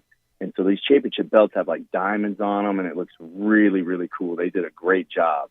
So that Saturday morning, I know, I'm not a person that's into 5Ks, but doing a 1 mile, I could do that easy. So you guys have to check it out. I'm going to be out there emceeing it and awarding the championship belt. And new. Looking forward to it. Yes. It's gonna be good. All right. Thanks, guys. Thank you, Dustin. All right, appreciate it. Dustin Starr joining us. We'll come back, talk a little bit about a surprising bit of NFL news. We'll do that when we continue. Real Sports Talk, Sports 56 98.5. The all-new Sports 56 Mornings with Greg Gaston and Eli Savoy. Brought to you by Action 24/7, James Gaddis Jewelers, and Acura of Memphis. Weekday mornings from 7 to 10 right here on Sports 56 and 98.5 FM. You want a silencer for your gun or rifle, but don't want to have to wait a year to get approved? With Tactical Guns and Gear in Collierville, the electronic filing takes only about 90 days for approval. They do it all in one place with their state-of-the-art fingerprinting kiosk. And if you've never seen a silencer, they have over 100 in stock. So go buy Tactical Guns and Gear in Collierville and get started on protecting your hearing with a silencer today. It also can help you reduce recoil and improve accuracy. Tell them Eli sent you. Get in the swing of things. Grab your friends, your clients, your employees, and go enjoy everything you love about Topgolf in a luxury suite while at Memphis' only Topgolf Swing Suite at Erling Jensen's Small Bites. Topgolf Swing Suite is an immersive social experience offering guests a luxury private lounge to enjoy Erling Jensen's extraordinary food and beverage service, all while playing a selection of games in a one-of-a-kind simulation day. Topgolf Swing Suites are great for workoutings, celebrations, or just getting together. It's fun for the whole family. It's fun for golfers and non-golfers alike. They have more than just golf. They have soccer, baseball, zombie dodgeball, football, and more. Located at 5069 Sanderlin, adjacent to the Doubletree East Memphis. Check us out at SwingSuiteMemphis.com or call us at 901-58-SWING. Again, that's 901-58-SWING at Memphis' only Topgolf Swing Suite at Erling Jensen's Small Bites. Book your suite today. Brian Elder's Roofing Solutions. If you have damage to your home and have your insurance carrier involved, you need a great contractor. You also need a team that has seen claims of all shapes and sizes, residential or commercial. After our inspection, we'll share our findings and give you our professional opinion. Some people say you get what you pay for. However, our opinion is free. Trust the name you can depend on, like the tens of thousands of families Brian and I have served over the past 20 years here in the Mid-South. Brian Elder Roofing. We'll measure your roof from outer space and share our team's experience for your property and claim. Repaired roofs, replacement roofs, big roofs, tiny roofs, insurance roofs, flat roofs, TPO roofs, asphalt roofs, tile roofs, slate roofs, metal roofs. If your roof needs some love, call me. 901-867-0303 for Brian Elder Roofing and Contracting. Call 867-0303. Brian Elder's Roofing Solutions. Simple, smooth, and every sip as easy as the last. Tito's handmade vodka tastes just as good with tap water as it does with your favorite mixer. Back in the day, Tito distilled, hand bottled, taste tested, sent to a few friends, then taste tested again to give you the finest juice around. No frills, no flavors, no fancy labels, just the good stuff. Just Tito's. For recipes, videos, and more, visit Tito'sVodka.com. Distilled and bottled in Austin, Texas, 40% alcohol by volume, namely 80 proof, crafted to be savored responsibly. Welcome to Triumph Auto Sales, where you'll have a great car buying experience. Triumph Auto Sales is your #1 source of quality pre-owned vehicles ranging from lease returns to new car trades, all at huge savings. Plus, Triumph has a full array of financing options to meet your needs. Find your next car online at TriumphAutoSales.com or stop in today at 4875 Elmore Road. Triumph Auto Sales will help you get the vehicle you want at the price you need and the service you deserve. For a great car and a great experience from a local and family-owned business, visit Triumph Auto Sales. Belly Acres' motto is City-Fied Farm Fresh. The goal is simple: provide a fun, unique farm-to-table experience for the whole family. Two great locations, Regalia at 6130 Poplar and in Overton Square at 2102 Trimble Place. Overton Square hours Sunday through Thursday 11A to 9P, Friday and Saturday 11A to 10P. Regalia Sunday through Thursday 10:30 a.m. to 9 p.m. and Friday and Saturday 10:30 a.m. to 11 p.m. Signature burgers are made from 100% grass-fed beef. Sandwiches, salads, and the best milkshakes anywhere. The burgers, so good, like the Dare Ya or the Double Dare Ya. and the melt in your mouth. And you have to try the Voodoo Moo Moo. It is the quality brand the Belly Acres team has developed using grass-fed beef with creative homemade toppings in a fun farm setting right here in the city. The goal at Belly Acres, to become even more sustainable as they grow. In Overton Square and in Regalia, the very best quality available in Memphis, burger shakes and smiles at Belly Acres. Now, back to Sports 56 Grind Time. Here once again are Peter Edmiston and Anthony Sane. Time to play the game!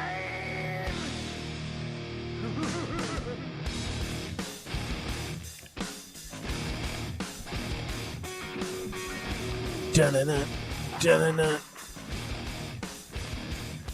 You know, we got to talk about a really intriguing thing in the NFL, and I got to give a shout out to Bruce Arians, who's retired.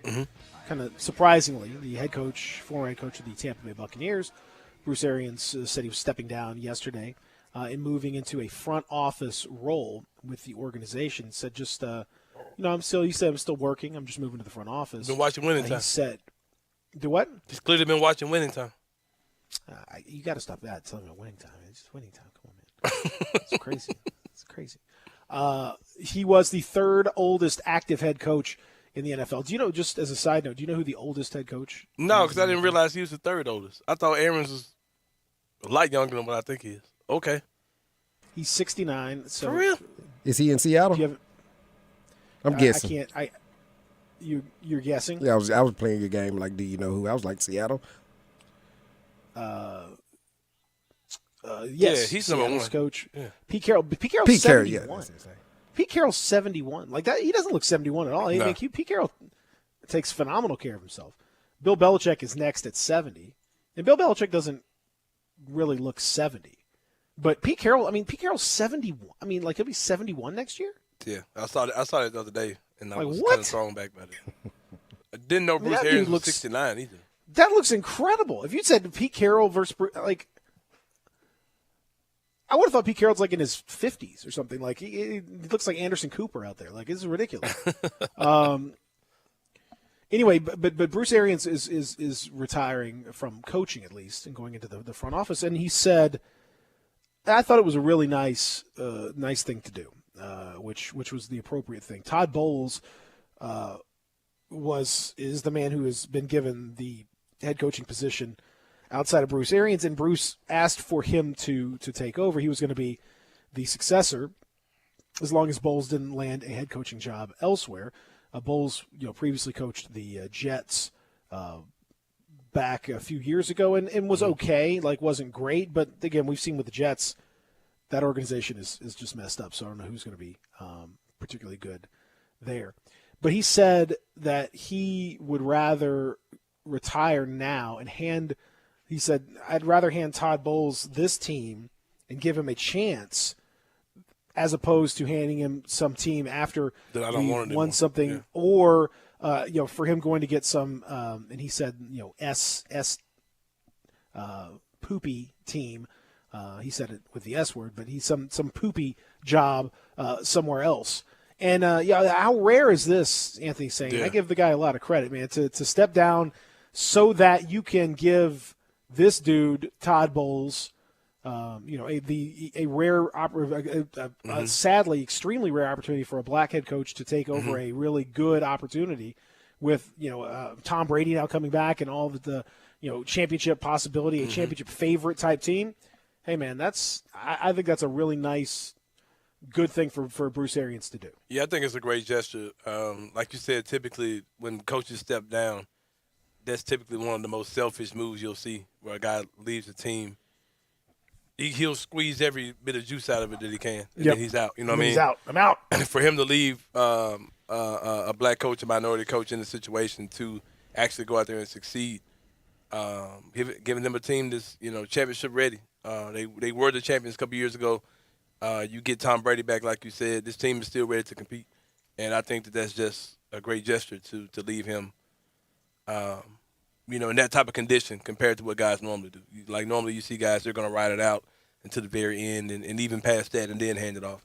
And then, like you said, you get this team that's rebuilding, refurbishing, they're doing something. I just think that's a great gesture by Bruce Arians. I mean, he's one of the, he's a class act of the league anyway, so I'm not surprised to hear that. I'm surprised to hear he's 69 though. Didn't see that one coming at all, but yeah.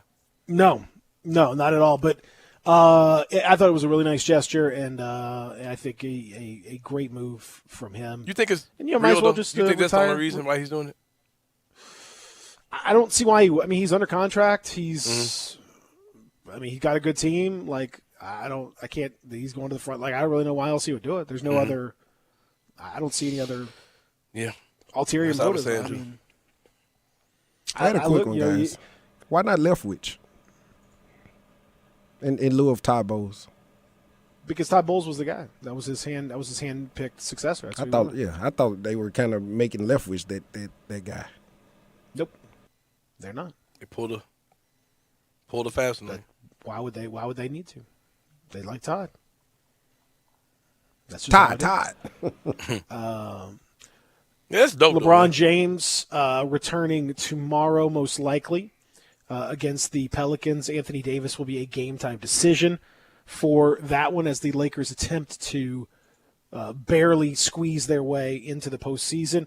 With the Grizzlies' defeat of the Spurs last night, the Lakers are back in the 10th spot, back in the play-in picture, but obviously that can change with the next loss. 5 games left.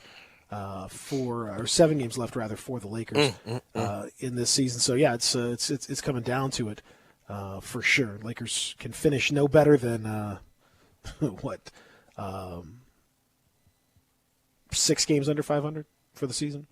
So I'm hurting, man. I'm hurting over here. Terrible, embarrassing. But that's the Lakers franchise now. Terrible and embarrassing. That's where things are. And broke. And broke, yeah. And broke. How they gonna make payroll? And broke. On top of all that. Over on the east side of things, the Heat still clinging to the top spot, although it is very tenuous at this point with the Bucks just 1 game back, Sixers and Celtics 2 games back, and Raptors and Bulls 4.5 back. It's amazing that at this point in the season, with just a handful of games left for all these teams, you really don't know much of anything about where these teams are going to be. You could see any number of different scenarios play out depending on these last few games. With teams like the Bulls and Raptors, very capable. If they go on a run and some of the teams above them lose, they could jump up into those home court spots. Miami could certainly drop back down. Nothing is settled at all in the East. For the play-in situation, those teams are set. The Knicks have attempted to play better towards the end of the season, but they are 5.5 back of the Atlanta Hawks with 5 games left to play, and so the Hawks would have to. I don't think it's going to happen. They're not technically eliminated, but they are all but eliminated from the postseason. So you could pretty well tell the 10 teams that are going to be in the postseason at this point on the from the Eastern Conference side. Do you feel bad for Cleveland? Because I feel horrible. Yeah, the Evan Mobley situation. He's injured, and Jared Allen's out. Yeah, it's been a great year for them, but it's coming to a thud for sure. Yeah, they've been in the playoffs. They've been in the top 6 the whole season. Then these injuries come in, and the Nets are going to blast them in that one game, in that one off. They're going to kill them. And as it stands right now, by the way, the Lakers at 31-44. Before I go on too further, they are in the 9th spot in the pick, which means the pick would go to the New Orleans Pelicans, unless two teams would have to jump up. If this is the way it finishes, 2 teams would have to jump up to get that thing below 10. So it would be very unlikely the Grizzlies would get the pick at this point in time. The Lakers need to go on a winning streak with Anthony Davis back to give the Grizzlies a chance back at that pick. They could do it. They could do it. But there's one other scenario you're forgetting about, Peter. You got to leave all doors open. Don't close all the doors yet. You might as well. Put your foot in it, but just don't let it close yet. They can stumble into the play-in, win the 8th seed, and then the Grizzlies will get the 15th pick. Yeah. You're talking about beat the Pelicans, beat the loser of, Clippers Timberwolves, which is probably the Clippers. Don't put your whole foot in the door, man. Put like a. I don't know. Just kind of swing the door open real. You know, you kind of like swing the door open real big to give you time to run through it. Just do that. Don't prop nothing in there, but just don't close it. Need to close it, don't lock it. If you like it, leave the key nearby. Yeah, it's possible. It's possible. I mean, it's possible. If they win, if they sneak into the play-in and win both their games, then we get the pick. They could.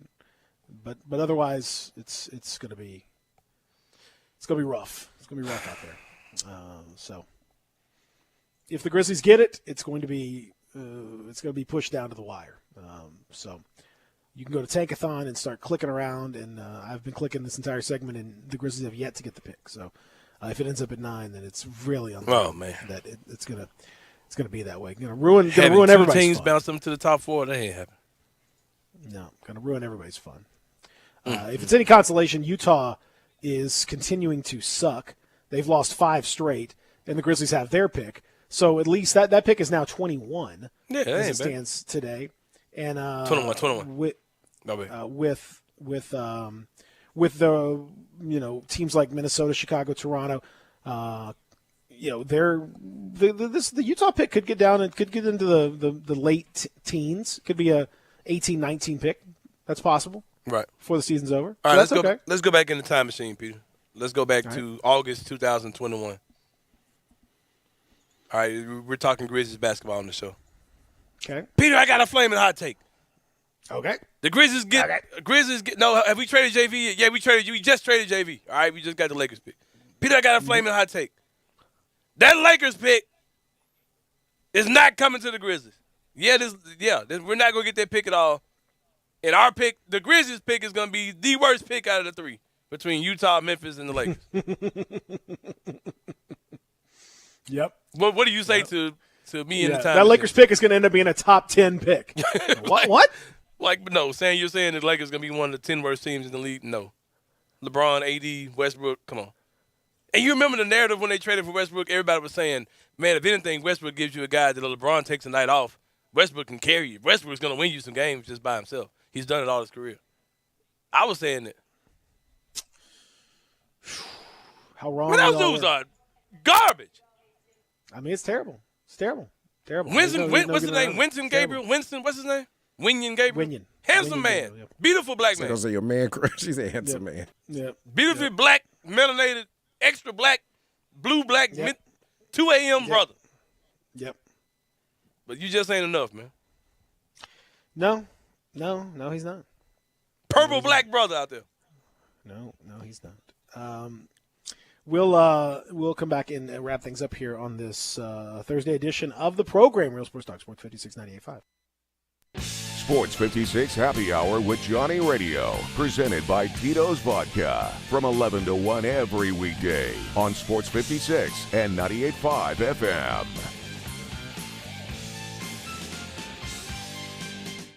I'm with John Burgos in the alley at the world-famous Rendezvous. John, it's so good to see you. How are things at the restaurant? Thank you, Brett. We are here and we're making it. I have to say a big thank you to all of our customers that ordered food during the curbside days, bought gift certificate when times were slow, ordered food to be shipped from our shipping kitchen, and then came back down to eat when our doors reopened. We owe a debt to the Memphis and surrounding community for supporting us when we need it. I hope y'all all come eat some barbecue with us, but I also hope you'll support our local restaurants. And if your service is a little slow or an item isn't on the menu that you enjoy, cut them a little slack. Hopefully it'll be there soon. Thank you, John. We appreciate you for feeding all of us, and we will take that advice to heart. Brett, we also have a new twist at the Rendezvous. We now have outdoor dining. It's in the side alley along the Rendezvous, not the one in the front. And depending on the weather and depending on staffing, please call ahead to make sure we're open. And we hope it becomes a mainstay here at the Rendezvous. Mr. Charlie Burgos' world-famous Rendezvous in the alley in downtown Memphis. The Family Leisure family is growing, and they want you to help them grow even more. Family Leisure is now hiring for multiple positions. They're looking for self-motivated, goal-oriented people to come and join their family. Some of the positions include sales for swimming pools, hot tubs, and patio furniture. There's sales and associates for chemicals, Parts and service department associates are needed. Service technicians, you got to have a valid driver's license, and cashiers are needed too. Family Leisure is also looking to add to their installation crews for building above-ground pools. Send your resume to Family Leisure now, 2120 Whitten Road, Memphis, Tennessee, 38133, or email memphis@familyleisure.com. You can also call 901-371-9090. So come and join the family at Family Leisure, Whitten Road at I-40, where family and fun and you all come together. If you need glass replaced, there's only one name you need to know. Binswanger Glass, the largest full-service glass company in the U.S. They've been an industry leader for over 145 years. For all your residential, commercial, or auto glass needs, Binswanger Glass is the name you need to know. 24-hour emergency service for all commercial customers, plus a nationwide warranty on all professionally installed glass. Visit Binswanger Glass in Midtown at 340 South Hollywood, across from the Liberty Bowl. Visit binswingerglass.com. Binswanger Glass. Do you know one of the best things you can do for your employees or family's health? Provide Arctic Clear bottled water. Arctic Clear bottled water is your locally owned and operated bottled water provider. Arctic Clear is 100% natural spring water with free delivery and setup, dependable service, and no long-term contracts. What an easy choice. Call Jeff Manus today, 901-382-2363, or visit arctic-clear.com. Arctic Clear bottled water. Call now, 382-2363. That's 382-2363. There's an institution in East Memphis that I love talking about. It's the Spirit Shop at 4848 Poplar Avenue, right down the street from Clark Tower, and it looks like a log cabin. It's been around Memphis since 1969 with a family-owned, friendly, knowledgeable sales staff that is just a wonderful place to go. I love going in and talking wine or bourbons, and they've got such great selection. So if you've not visited the Spirit Shop in a while, it's been remodeled. You'll love what you see when you need spirits. Tell Eddie Wollo said hello. I'm Gary York. I'm the service director at Lexus in Memphis. Our service department wants to be more than just a place where you get your oil changed. We do glass repair, windshield replacement, recalibration of your camera and sonar systems, even wheel repair, tire replacement, all the things you would expect from a luxury automotive dealer. Please check out our website. You can schedule your appointment, check out our specials, hours of operation, or if you'd like to do it in person, please reach out to one of our associates at 901-271-5199. Now, back to Sports 56 Grind Time. Here once again are Peter Edmiston and Anthony Sane.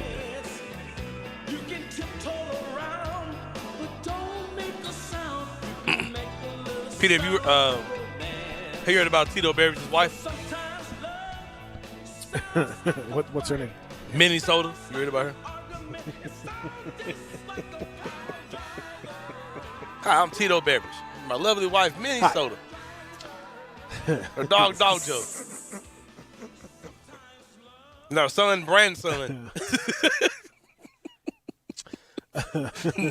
Grandson.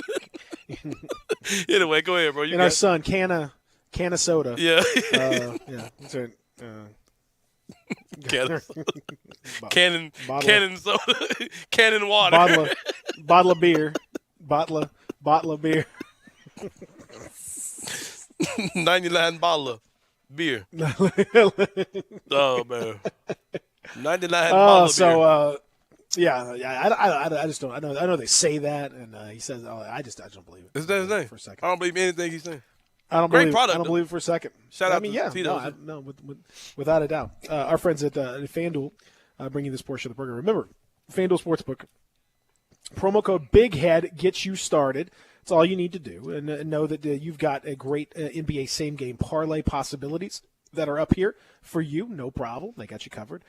Right there.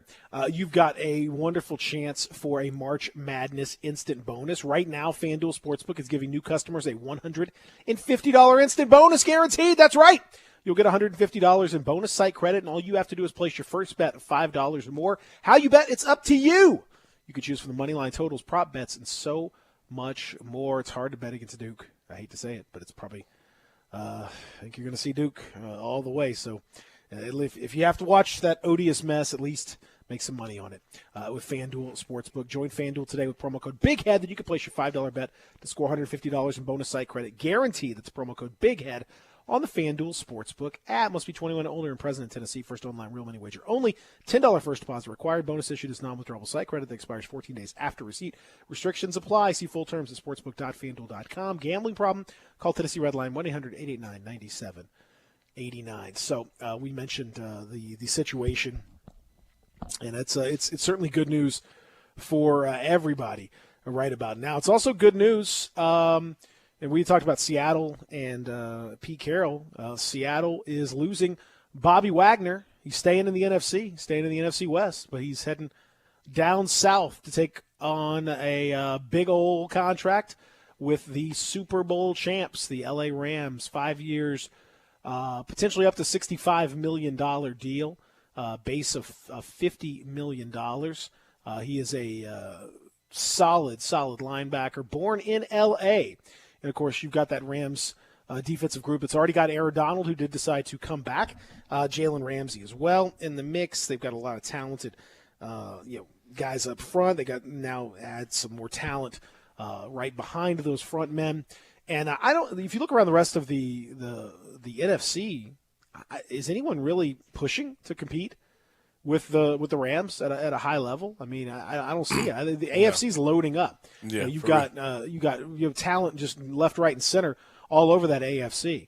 In the NFC, I mean, you got what's going on in Tampa's okay, I guess, but Rams are in great position right about now.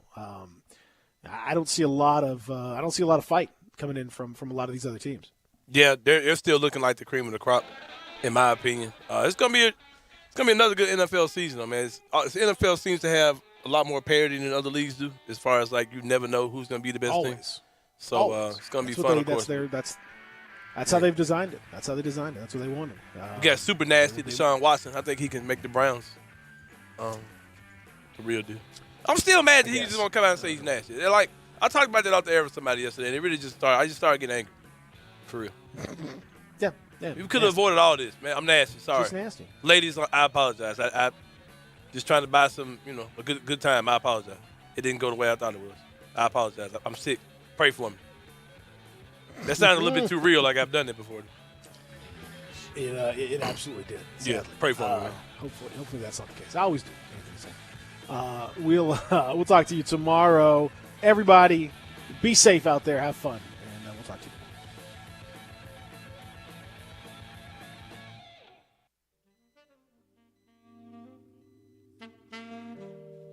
Remember when Anderton